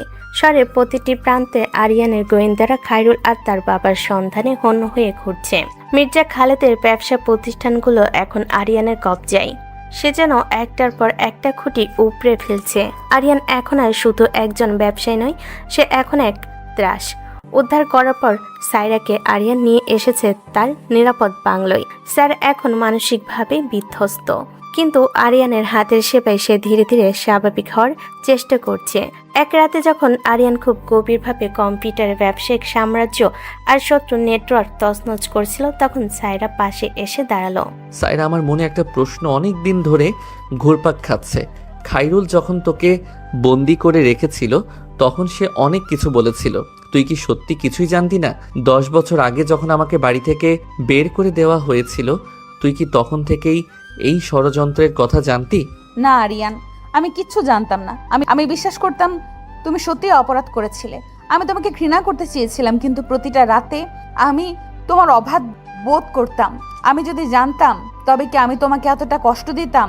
আমি এই সব ঘটনার আসল রহস্য জেনেছি মাত্র কয়েকদিন আগে শপিং মলে, যখন আমি আমার চাচার কথোপকথন শুনেছিলাম। তোর চাচা আমার নিজের পরিবার যাকে বিশ্বাস করত, সেই মানুষটা আমার সর্বনাশ ডেকে এনেছিল। হ্যাঁ, আমার চাচাই মূল ষড়যন্ত্রকারী। তিনি শুধু আমার বাবাকে বিপথে পরিচালিত করেননি, বরং তোমার বাবার কোম্পানির প্রতিটি জাল ফাইল তৈরিতে মির্জা খালেদকে সাহায্য করেছিলেন। ওই দিন আমি নিজ কানে শুনেছি তারা বলছিল কিভাবে আমার বাবাকে ব্যবহার করে তোমাকে অপবাদ দেওয়া হয়েছিল। আমি এটা জানার পর থেকে মানসিকভাবে মারা গেছি আরিয়ান। আমার নিজের রক্তের মানুষ আমার জীবনে সবচেয়ে বড় ক্ষতিটা করেছে, আর আমি গত 10 বছর ধরে যাকে ঘৃণা করে এসেছি সে ছিল আমার জীবনের একমাত্র ভালোবাসা। আমি কিভাবে এই অপরাধের মাসুল দেব?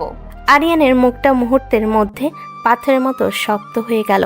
সে তো জানতো সায়রাদের পরিবার তাকে ঘৃণা করত, কিন্তু তার নিজের বড় চাচা যে মির্জা খালেদের সাথে হাত মিলিয়েছে এই খেলাটা খেলছে, তা তার কল্পনার অতীত ছিল। আরিয়ানের সোফা থেকে উঠে জানালার পাশে গিয়ে দাঁড়ালো। তার চোখে কোনো জল পড়ছে না, কিন্তু তার জল শক্ত হয়ে আছে। সে বুঝতে পারল তার প্রতিশোধের জটটা অনেক গভীরে বিস্তৃত। সে শান্ত স্বরে বলল, আমি ভেবেছিলাম সায়রাদের পরিবারই আমার শত্রু, কিন্তু আজ দেখছি আমি যাকে নিজের ছায়া শরীর মনে করতাম সেই শয়তান আমার ভেতরেই ছিল। সায়রা, তুই শান্ত হ। তোর আর আমার মধ্যে যে দূরত্ব তৈরি হয়েছিল তার দায়ভার আমাদের কারো নয়। আমরা দুজনই পরিস্থিতির শিকার, কিন্তু আজ থেকে এই খেলা অন্যভাবে চলবে। সায়রা ভয়ে ভয়ে জিজ্ঞেস করলো, তুমি কিভাবে এখন আমার পরিবারের সবার বিরুদ্ধে ব্যবস্থা নেবে? আমার চাচা তো এখনো সবকিছু নিজের দখলে রেখেছে। ব্যবস্থা শুধু ব্যবস্থা নয় সায়রা, আমি পুরো সিস্টেমটাই বদলে দেব।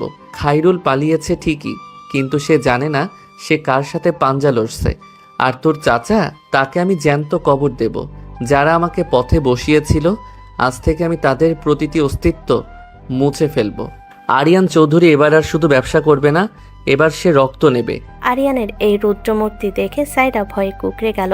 সে দেখছে আরিয়ান এখন আর সেই পুরনো আরিয়ান নেই, সে এখন এক অশুভ দাপট, যে নিজের শত্রুর রক্তে হাত রাঙ্গাতে দ্বিধাবোধ করবে না। অন্দরমহলের এই শান্ত ঘরটিতে এখন কেবল আরিয়ানের প্রতিশোধের নিঃশ্বাস শোনা যাচ্ছে।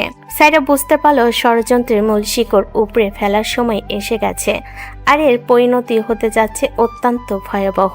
আরিয়ানের গোয়েন্দা নেটওয়ার্ক এখন পুরো শহর চষে বেড়াচ্ছে। স্যারের কাছ থেকে চাচার ষড়যন্ত্রের কথা জানার পর আরিয়ানের ক্ষোভ যেন আগ্নেয়গিরি লাভা হয়ে ফেটে পড়ছে। সে তার প্রযুক্তির সমস্ত শক্তি ব্যবহার করে মির্জা খালেদের প্রতিটি গোপন আস্তানার হদিস বের করে ফেলেছে। আরিয়ান জানতে পারে তার ব্যবসায়িক সাম্রাজ্যকে ভেতর থেকে ধ্বংস করার জন্য যে রহস্যময় রাইফেল কনসোর্টিয়ামকে সে এতদিন হন্য হয়ে খুঁজছিল, তার পেছনে আর কেউ নয়, সরাসরি মির্জা খালেদেরই মাথা বসে আছে। এই ভাইরাল কোম্পানির উদ্দেশ্য আরিয়ানকে আর্থিকভাবে দেউলিয়া করে দেওয়া। আরিয়ান দেরি না করে তার ব্যক্তিগত নিরাপত্তা বাহিনীকে নিয়ে সরাসরি খালেদের গোপন ভিলার উদ্দেশ্যে রওনা দিল। গেট ভেঙে যখন সে ভেতরে ঢুকলো, তখন দেখা গেল খালেদ একদম শান্ত ভঙ্গিতে সোফায় বসে আছে। সে যেন জানতো আরিয়ান আসবে।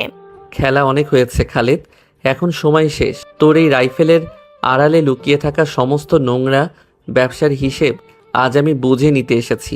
তুই আর তোর ছেলে খাইরুল মিলে আমাকে পথের ভিখারি বানিয়েছিলি, মনে আছে? তুই কি ভেবেছিস আমাকে মেরে ফেললেই তোর সব সমস্যার সমাধান হয়ে যাবে? এই রাইফেলের নেটওয়ার্ক অনেক গভীরে। আমি জানতাম একদিন না একদিন তুই ঠিকই আমার কাছে পৌঁছবি। আমি তোর জন্য অপেক্ষা করছিলাম। এবার তোর আর আমার মধ্যে হবে সত্যিকারের যুদ্ধ, হাড্ডাহাড্ডি লড়াই। তুই বিলিয়নিয়ার হতে পারিস, কিন্তু আমি শহরের অন্ধকার জগতের রাজা। দেখি তোর ক্ষমতা কতটুকু। আজ আমাদের লড়াইয়ের ফলাফলই ঠিক করবে কে থাকবে আর কে হারবে। রাজা তুই ছিলি, কিন্তু এখন তোকে আমি শ্মশান বানিয়ে ছাড়ব। তোর ওই রাইফেল কোম্পানির প্রতিটি ডিল আমি ধুলোয় মিশিয়ে দেব। তুই যদি আমাকে আজ শেষ করিস, তবে তুই কখনোই জানতে পারবি না যে তোর বাবার মৃত্যু আসলে আত্মহত্যা ছিল না। তোর সেই বড় চাচা যে সায়রার সাথে এখনো যোগাযোগ রাখে, সেও আমার এই খেলার একজন অংশ। তুই কি তোর চাচার মুখোমুখি হওয়ার সাহস রাখিস? আমাদের এই লড়াইয়ে শুধু আমি নই, তোর কাছের মানুষগুলো জড়িয়ে আছে। আমার এই ভিলার চারপাশ জুড়ে এক্সপ্লোসিভ লাগানো। তুই যদি আমাকে গুলি করিস, তবে এক মুহূর্তের মধ্যে তোর আর তোর প্রিয় সায়রার ঠিকানা হবে মাটির নিচে। তুই কি মনে করিস আমি তোকে ভয় পাবো? তুই তোর এই চাল দিয়ে আমাকে আটকাতে পারবি না। সায়রা এখন নিরাপদ জায়গায় আছে, তোর এই ধমক আমার গায়ে লাগবে না। খালেদ মুহূর্তের মধ্যে তার পকেট থেকে একটি বাটন টিপল, কিন্তু বিস্ফোরণ হলো না, কারণ আরিয়ান আসার আগে তার কারিগরি দল খালেদের সমস্ত ইলেকট্রনিক সিস্টেম হ্যাক করে বসেছিল। খালেদ স্তম্ভিত হয়ে দাঁড়িয়ে রইল। সে বুঝতে পারল আরিয়ান কেবল রাগের মাথায় এখানে আসেনি, সে পুরোপুরি প্রস্তুতি নিয়েই এসেছে। আরিয়ান তার রিভলভারটি সোজা করে খালেদের কপালে চেপে ধরল। তোর সব চাল এখন নষ্ট। এখন আমাদের লড়াইয়ের কোনো নিয়ম নেই, আজ হবে শুধু রক্তক্ষয়ী পরিণতি। খালেদের মুখ ফ্যাকাশে হয়ে গেল। সে বুঝতে পারল আরিয়ান চৌধুরীর দাপটের সামনে আজ তার সমস্ত অহংকার ধুলোই মিশে যাচ্ছে। গুদামে সেই রাতের মতো আজ আর আরিয়ান একা নেই, তার পেছনে দাঁড়িয়ে আছে পুরো এক বিশাল সেনাবাহিনী। আরিয়ান যেন আজ সৃষ্টিকর্তার পাঠানো এক জল্লাদ, যে তার সমস্ত পুরনো হিসাব মিটিয়ে দিতে প্রস্তুত। ভিলার ভেতরে বাতাস যেন থমকে আছে, আরিয়ানের রিভলভারের ঠান্ডা নলটি খালেদের কপাল ছুঁয়ে আছে, আর খালেদ এখন দিশেহারা। তার তুরপে তাসগুলো একের পর এক ব্যর্থ হয়ে যাচ্ছে। ঠিক সেই মুহূর্তে ভিলার পেছনের দিকে জানালা ভেঙে আরিয়ানের নিরাপত্তা বাহিনীর বাকি সদস্যরা ভেতরে ঢুকে পড়ল। তাদের হাতে আধুনিক অস্ত্র, চোখের পলকে তারা খালেদের দেহরক্ষীদের ঘিরে ফেলল। আরিয়ানের রিভলভারটি থামিয়ে রাখল না, বরং খালেদের কলার চেপে ধরে তাকে দেওয়ালে আশ্রে ফেল। খালেদের নাক দিয়ে রক্ত গড়িয়ে পড়তে শুরু করলো। আজ আর কোনো কথা নয়, আজ শুধু হিসাব মেটানোর দিন। তুই বলেছিলি না আমার সায়রার চাচার কথা? ডাক্তার সেই সায়রার চাচাকে, দেখাই যাক রক্তের চেয়ে সম্পর্ক বড় নাকি আমার এই 10 বছরের জ্বলন্ত প্রতিশোধ। খালেদ হাড় ভাঙ্গা যন্ত্রণায় কুকড়ে গিয়েও তার ছেলের হাসি হাসল। সে জানতো আরিয়ানের সবচেয়ে দুর্বল জায়গা হলো তার আবেগ। হঠাৎ করেই ভিলার বাইরের আঙ্গিনায় একাধিক গাড়ির শব্দ শোনা গেল। গেট দিয়ে প্রবেশ করলেন সায়রার চাচা, সাথে একদল ভাড়াটে ঘাতক। দৃশ্যটি দেখে আরিয়ান একটু অবাক হলো না, যেন সে এমনটাই আশা করেছিল। সায়রার চাচা ভেতরে প্রবেশ করতে আরিয়ান ঠান্ডা চোখে তার দিকে তাকালো। আরিয়ান, বড় ভুল করেছিস এখানে এসে। আমি ভেবেছিলাম তুই ব্যবসার কাজে ব্যস্ত থাকবি, কিন্তু তুই নিজেই নিজের বিপদ ডেকে আনলি। তুই কি ভেবেছিস আমি বসে বসে তোর এই উত্থান দেখব? তোর বাবার সম্পত্তি আর এই শহরের ক্ষমতা সবে আমার দখলে থাকবে। সায়রার চাচা, আপনাকে আমি শ্রদ্ধা করতাম। আমার বাবা মারা যাওয়ার পর আপনিই ছিলেন আমার আশ্রয়স্থল, আর আপনি সেই ব্যক্তি যে কিনা মির্জা খালেদের সাথে হাত মিলিয়ে আমার জীবনটা ধ্বংস করে দিয়েছিল। আজ আপনার মুখোশ খুলে গেছে। আরিয়ান আর অপেক্ষা করলো না, সে যেন বাতাসের গতিতে নড়াচড়া শুরু করলো। তার চোখের সামনে আজ কেবল শত্রুরা। আরিয়ান তার হাতের রিভলভারটি একপাশে ছুঁড়ে ফেলে দিল। সে আজ আর গুলি করবে না, আজ সে তার হাত দিয়ে লড়াই করবে। সায়রার চাচা ইশারা করতে ঘাতকরা আরিয়ানের উপর ঝাঁপিয়ে পড়ল। আরিয়ানের বডিগার্ডরা বাধা দেওয়ার আগেই আরিয়ান একাই তাদের মোকাবিলা করতে শুরু করলো। সে যেন এক অপ্রতিরোধ্য ঝড়ের নাম। একটি ঘুষিতে এক ঘাতকের জল ভেঙে দিল, অন্যজনকে লাথি দিয়ে দরজার বাইরে ফেলে দিল। আরিয়ান একটার পর একটা মুভে ঘাতকদের কাবু করতে লাগলো। গুদামে সেই রাতের চেয়েও আজ সে অনেক বেশি ভয়ঙ্কর। তার প্রতিটি মুভ অত্যন্ত নিখুঁত এবং মারাত্মক। একজন ঘাতক পেছন থেকে ছুরি নিয়ে আসার চেষ্টা করতেই আরিয়ান তার কবজি চেপে ধরল এবং এক মোচড়ে তাকে মাটিতে আছড়ে ফেল। ভিলার আসবাবপত্র ভাঙতে লাগলো, কাচের শব্দে চারপাশ মুখরিত হয়ে উঠল। কিন্তু আরিয়ানের মনোযোগ ছিল কেবল তার লক্ষ্যের দিকে, খালেদ এবং সায়রার চাচার দিকে। আরিয়ান লড়াই করতে করতে এগিয়ে গেল সায়রার চাচার দিকে। তিনি পিস্তল বের করার আগেই আরিয়ান তার হাত চেপে ধরল এবং এক তীব্র ঝটকায় পিস্তলটি কেড়ে নিল। এরপর আরিয়ান সায়রার চাচাকে টেনে নিয়ে গেল সেই ডাইনিং টেবিলের কাছে, যেখানে মির্জা খালেদ বসেছিল। আরিয়ান টেবিলের ওপর বিশাল এক কিল মারল। টেবিলটি দুমড়ে মুচড়ে গেল। আপনার বাবার শেষ নিঃশ্বাসগুলো কেমন ছিল সেটা কি মনে আছে আপনাদের? আপনারা কি চেয়েছিলেন আমি হারিয়ে যাই? আজ দেখুন আমি সেই হারিয়ে যাওয়া ছেলেটা ফিরেই এসেছি, কিন্তু আপনাদের জন্য ধ্বংস হয়ে। আরিয়ান তার কোমর থেকে একটি ছোট্ট ফাইল বের করে টেবিলের উপর ছুঁড়ে মারল। এটি সেই জাল ফাইলগুলোর আসল কপি, যা আরিয়ানের গোয়েন্দারা উদ্ধার করেছে। আরিয়ান চিৎকার করে বলল, পুলিশ বাইরে অপেক্ষা করছে। এই ফাইলের প্রতিটি পাতায় আপনাদের অপরাধের স্বাক্ষর আছে। আমার বাবার মৃত্যু, আমার অপবাদ এবং এই রাইফেলের কনসোর্টিয়াম, সবকিছুই আজ ফাঁস হবে। খালেদ এবং সায়রার চাচা একে অপরের দিকে অসহায় দৃষ্টিতে তাকালো। তারা বুঝতে পারল খেলা শেষ। আরিয়ানের প্রতিটি পদক্ষেপ এতটাই সুদূর প্রসারী যে তাদের পালানোর কোনো পথ নেই। আরিয়ান ভিলার জানালার দিকে তাকিয়ে হেলালকে ইশারা করলো। বাইরে থেকে পুলিশ ভ্যানের সাইরেন শোনা যেতে শুরু করলো। আরিয়ানের এক অদম্য বিজয়ী সুর ভেসে উঠল। সে ধীর পায়ে ভিলার বাইরে বেরিয়ে এলো। তার পরনে স্যুটটা একটু ধুলো মাখা, কিন্তু তার চোখ দুটোতে এক রাজকীয় তৃপ্তি। সায়রা ভিলার গেটের কাছে দাঁড়িয়েছিল। আরিয়ানের এই জয়ের দৃশ্য দেখে তার চোখ দিয়ে জল গড়িয়ে পড়ল। আরিয়ান সাইরের দিকে এগিয়ে গেল। ভিলার চারপাশ এখন পুলিশের নীল-লাল বাতির ঝলকানিতে আলোকিত। সাইরেনের তীক্ষ্ণ শব্দে রাতের নিস্তব্ধতা ভেঙে খান খান হয়ে যাচ্ছে। মির্জা খালেদ এবং সায়রার চাচা, যারা এতদিন নিজেদের ক্ষমতার দম্ভে অন্ধ হয়েছিল, আজ তারা হ্যান্ডকাপ পরা অবস্থায় মাটিতে বসে আছে। আরিয়ানের চোখের সামনে যেন আজ 10 বছরের সমস্ত অন্ধকার ফিকে হয়ে গেছে। সে শান্ত পায়ে ভিলার বারান্দায় গিয়ে দাঁড়ালো। তার পরনে দামি স্যুটটা যুদ্ধের চিহ্ন হিসেবে ধুলোবালিতে ধূসর হয়ে আছে, কিন্তু তার ব্যক্তিত্বের তেজ তাতে এক তিলও কমেনি। সাইরা দৌড়ে এসে আরিয়ানের সামনে দাঁড়ালো। তার চোখে জল, কিন্তু সেই জলে আজ আর বিষাদ নেই, আছে অশেষ স্বস্তি। সাইরা আরিয়ানের হাত দুটো নিজের দুহাতে জড়িয়ে ধরলো। আরিয়ান তাকে দেখে মৃদু হাসলো। সে হাসিটা অনেক বেশি সতেজ, অনেক বেশি মুক্ত। আরিয়ান, আমি কি এখন একটা স্বপ্নের মাঝে দাঁড়িয়ে আছি? সব কি সত্যি শেষ হয়ে গেল? আমার চাচা, তিনি যে আমার এত বড় ক্ষতি করতে পারেন সেটা এখনো বিশ্বাস করতে পারছি না। সাইরা, বাস্তবতা অনেক সময় স্বপ্নের চেয়েও ভয়ঙ্কর হয়। আজ আমরা সেই ভয়াবহতা কাটিয়ে উঠেছি। তোর চাচা শুধু আমার ক্ষতি করেনি, তিনি তোর আস্থার অমর্যাদা করেছেন। ক্ষমতার নেশা মানুষকে এতটাই অন্ধ করে দেয় যে তারা রক্তের সম্পর্ককেও তুচ্ছ মনে করে। তবে আজ বিচার হয়েছে, এবং এই বিচার শুধু আইনের আদালতে নয়, ভাগ্যের আদালতে হয়েছে। ঠিক সেই মুহূর্তেই পুলিশের উচ্চ পদস্থ কর্মকর্তারা আরিয়ানের কাছে এসে তাকে স্যালুট জানালো। আজ আরিয়ান চৌধুরী শুধু একজন ভুক্তভোগী নয়, সে একজন বীর, যে নিজের মেধা এবং সাহসিকতার মাধ্যমে একটি বিশাল অপরাধী চক্রকে আইনের আওতায় নিয়ে এসেছে। সাংবাদিকরা ভিলার বাইরে ভিড় জমিয়েছে, কিন্তু আরিয়ান তাদের তোয়াক্কা করল না।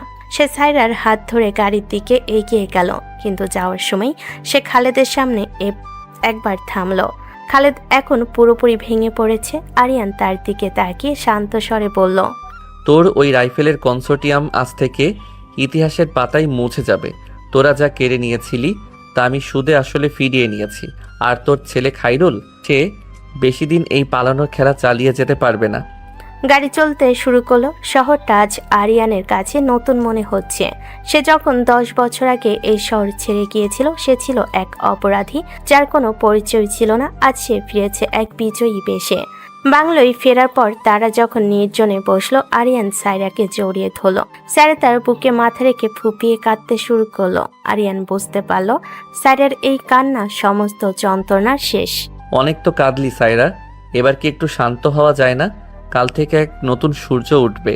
আমি ঠিক করেছি যে কোম্পানিটি আমার বাবার ছিল, আমি সেটাকে আবার নতুন করে ঢেলে সাজাবো, এবং সেখানে তুই থাকবি আমার প্রধান সহযোগী হিসেবে। আমি কি পারবো আরিয়ান? গত 10 বছরে আমি তো শুধু নিজেকে আড়াল করে বেঁচেছিলাম। তুই পারবি। তুই সেই সাইরা যে আমার অন্ধকারের দিনগুলোতেও আমার স্মৃতিকে বাঁচিয়ে রেখেছিল। আমাদের সামনে এখন পড়ে আছে নতুন জীবন। কাল সকালে আমি পুরো প্রেস কনফারেন্স করব। আমি পুরো বিশ্বকে জানিয়ে দেব আরিয়ান চৌধুরী ফিরে এসেছে। সে হারেনি, সে শুধু অপেক্ষা করেছিল। রাত গভীর হচ্ছে, কিন্তু আরিয়ানের মনে আজ কোনো ক্লান্তি নেই। সে ল্যাপটপ খুলে তার কোম্পানি নতুন প্রজেক্টে নীল নকশা তৈরি করতে শুরু করেছে। তার পাশে সাইরা বসে আছে তার প্রতিটি কাজের সাক্ষী হিসেবে। কিন্তু এই সাফল্যের মাঝেও এক অদ্ভুত ছায়া তাকে তাড়া করছে। খায়রুল এখনও নিখোঁজ। আরিয়ান জানে খায়রুল এমন একজন যে সহজে পরাজয় মেনে নেওয়ার পাত্র নয়। সে কি শেষ কোনো চাল চালবে? আরিয়ানের ফোনে স্ক্রিনে একটা মেসেজ ভেসে উঠল, সেই চিরচেনা অচেনা নাম্বার। মেসেজটি খুলতেই আরিয়ানের হাসিটা মিলিয়ে গেল। সেখানে লেখা, খেলাটা এত সহজে শেষ হবে না আরিয়ান। আমি যা হারিয়েছি তা ফিরিয়ে নেওয়ার জন্যই ফিরবো। আর এবার সাইরা আর তোর মাঝে আমি নিজেই দেয়াল হয়ে দাঁড়াবো। খাইরুল, তুই এখনো শিখলি না? আমি যে আগুনের সাথে খেলছি তাতে তুই নিজেই ছাই হয়ে যাবি। কালকের সকালটা হবে তোর শেষ সুযোগ আমার সাথে দেখা করার। আরিয়ান ল্যাপটপ বন্ধ করলো। সে জানে আগামীকাল এক মহাযুদ্ধের প্রস্তুতি নিতে হবে, কিন্তু আজকের রাতটা সে সাইরার জন্য রাখতে চায়। সে সাইরার হাত ধরে বারান্দায় গিয়ে দাঁড়ালো। দূরের শহরের আলোক ছোটা দেখে সে বুঝলো ক্ষমতা আর প্রতিশোধের খেলা অনেক হয়েছে। এবার তাদের নিজেদের গল্পের পূর্ণতা দেওয়ার সময়। ভোর হওয়ার অপেক্ষায় আকাশটা যখন ফ্যাকাশে নীল, আরিয়ানের বাংলোর প্রতিটি কোণে আজ এক অদ্ভুত চাপা উত্তেজনা। গত রাতে সে মেসেজটি আরিয়ানের মনে এক চরম সতর্কবার্তা দিয়ে গেছে। সে জানে খায়রুল এখন আহত বাঘের মতো হিংস্র, আর যে কোনো সময় সে আঘাত করতে পারে। সাইরা এখন ঘুমিয়ে আছে, কিন্তু আরিয়ানের দু চোখে আজ কোনো ঘুমের রেশ নেই। সে তার ড্রয়িং রুমের ম্যাপের দিকে তাকিয়ে আছে, যেখানে খায়রুলের সম্ভাব্য সব লুকানোর জায়গাগুলো লাল কালি দিয়ে চিহ্নিত করা। হেলাল প্রবেশ করলো ঘরে। তার মুখমণ্ডল গভীর। স্যার, খায়রুলের লোকেশন ট্র্যাক করা যাচ্ছে না, তবে তার শেষ সিগন্যাল পাওয়া গেছে শহরের ঠিক বাইরে পুরনো সেই পরিত্যক্ত জুট মেলে। সেখানে প্রচুর মানুষের আনাগোনা লক্ষ্য করা যাচ্ছে। সে সম্ভবত কালকের প্রেস কনফারেন্সের আগে একটা বড় কিছু করার ছক কষছে। Jute mill? আমি জানতাম সে এই শহর ছেড়ে পালাবে না। সে অহংকারী, আর সে অহংকারী তাকে মৃত্যুর দিকে টেনে আনবে। হেলাল, আমাদের টিমকে তৈরি করো। এবার আর কোনো ছাড় নয়। আমি চাই খাইরুলকে জীবিত বা মৃত অবস্থায় আমার সামনে আনা হোক, তবে সাবধান, সায়রার যেন কোনো ক্ষতি না হয়। ও আমার জীবনের সবটুকু জায়গা দখল করে আছে, আমি ওকে আর কোনো ঝুঁকিতে ফেলতে পারবো না। আরিয়ান তড়িঘড়ি করে তৈরি হলো। সে তার বিশেষ বুলেট প্রুফ ভেস্ট পরল, হাতে তুলে নিল তার সেই চিরচেনা অস্ত্র। সে যখন সায়রার শোয়ার ঘরে দরজা দিয়ে একবার শেষবারের মতো তাকে দেখে বেরিয়ে আসছিল, সায়রা ধরফর করে জেগে উঠল। সে বুঝতে পারল আরিয়ান কোথায় যাচ্ছে। সে দৌড়ে গিয়ে আরিয়ানের হাত চেপে ধরল। আরিয়ান, তুমি আবার সেই বিপদের পথে যাচ্ছ? না, আমি তোমাকে যেতে দেব না। গত 10 বছর আমি তোমাকে ছাড়া আমি যে জীবন কাটিয়েছি সেই জীবন আমি আর চাই না। তুমি যদি না ফেরো আমি কি নিয়ে বাঁচবো? সায়রা, আমার এই লড়াইটা ব্যক্তিগত নয়, এটা অস্তিত্বের লড়াই। খাইরুলকে যদি আমি আজ থামিয়ে না দেই, সে সারা জীবন আমাদের পিছু ছাড়বে না। তুই ভয় পাস না, আমি কথা দিচ্ছি আমি ফিরে আসব। এই শহরটা আমাদের, আমাদের ভবিষ্যৎ আমাদের হাতে। তুই এখানে আমার নিরাপত্তা বাহিনীর পাহারায় থাকবি, আমার ফিরে আসার অপেক্ষায় থাকিস। আরিয়ান বেরিয়ে এলো বাংলোর বাইরে। সেখানে তার বিশেষ কমান্ডো টিম প্রস্তুত। গাড়ির বহ নিয়ে সে যখন জুট মিলের দিকে রওনা দিল, ভোরের সূর্য তখন মেঘের আড়ালে উকি দিচ্ছে। জুট মিলের এলাকাটা যেন এক পরিত্যক্ত সাম্রাজ্য। চারিদিকে ঝোপঝাড় ভাঙ্গা ইটের স্তূপ আর অন্ধকার গলি। আরিয়ানের গাড়িটা মিলে বেশ খানিকটা দূরে থামলো। সে একাই গাড়ি থেকে নামলো, তার হাতে আধুনিক প্রযুক্তির রাইফেল। সে যখন মিলের ভেতরে প্রবেশ করলো, চারপাশটা একদম নীরব, কিন্তু সেই নীরবতা ভেঙে অট্টহাসি শোনা গেল। খাইরুল অন্ধকারের ভেতর থেকে বেরিয়ে এলো, তার হাতে একটি ডিটোনেটর, তার সাথে রয়েছে শখানেক সশস্ত্র গুন্ডা। তার আরিয়ানকে চারিদিক থেকে ঘিরে ফেলল। স্বাগত মারিয়ান, আমি জানতাম তুই ঠিকই আসবি। তুই নিজেকে বিলিয়নিয়ার ভাবিস, আরিয়ানের সাম্রাজ্যের রাজা ভাবিস, কিন্তু আজ এই ছোট্ট জুট মিলের ধুলোয় তোর সব অহংকার ধুলোয় মিশে যাবে। তুই আমার সব কেড়ে নিয়েছিস, আজ আমি তোর পৃথিবী ধ্বংস করে দেব। খাইরুল, তুই এখনো সেই পুরনো বোকা রয়ে গেলি। তুই কি ভেবেছিস আমি একা এসেছি? তুই চারপাশে তাকিয়ে দেখ, তুই আর তোর গুন্ডারা আজ বের হওয়ার কোনো পথ পাবি না।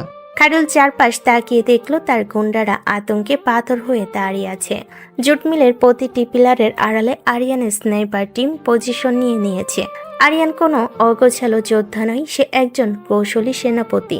খাইরুল বুঝতে পারলো সে ফাঁদে পা দিয়েছে। তার হাত পা কাঁপতে শুরু করলো, কিন্তু সে ডিটোনেটর ছাড়লো না। তুই আমাকে মারতে পারিস আরিয়ান, কিন্তু আমার এই আঙ্গুলের চাপে এই জুট মিলের নিচেই তোর সব স্বপ্ন শেষ হয়ে যাবে। সায়রাকে তুই আর কোনো দিন দেখতে পাবি না। সায়রাকে তুই ছুতেও পারবি না, কারণ সে এখন তোর নাগালের বাইরে। আর তোকে আমি এত সহজে মারবো না খাইরুল। তোকে আমি আইনি কাঠগড়ায় দাঁড় করিয়ে জীবনের শেষ দিন পর্যন্ত পৌঁছতে দেখব। খাইরুল কিছু বুঝে ওঠার আগেই আরিয়ান দ্রুত গতিতে এক লাথি মেরে তার হাত থেকে ডিটোনেটরটি সরিয়ে দিল। আরিয়ানের কমান্ডো টিম ঝাঁপিয়ে পড়ল খাইরুলের বাহিনীর ওপর। শুরু হলো এক রক্তক্ষয়ী সংঘর্ষ। গুলির শব্দে কেঁপে উঠল জুট মিলের দেওয়াল। আরিয়ান নিজের প্রতিটি মুভে খাইরুলকে কোণঠাসা করছে। সে যেন আজ মৃত্যুর দূত। একে একে খাইরুলের গুন্ডারা ধরসাই হতে লাগলো। খাইরুল পিছু হটতে হটতে একদম মিলের শেষ সীমানায় পৌঁছে গেল। সে তার পিস্তল বের করে আরিয়ানের দিকে তাক করলো, কিন্তু আরিয়ান তখন তার সামনে নেই। সে যেন বাতাসে মিলিয়ে গেছে। পরক্ষণে খাইরুলের কাঁধে এক প্রচণ্ড আঘাত। সে মেঝের উপর আছড়ে পড়ল।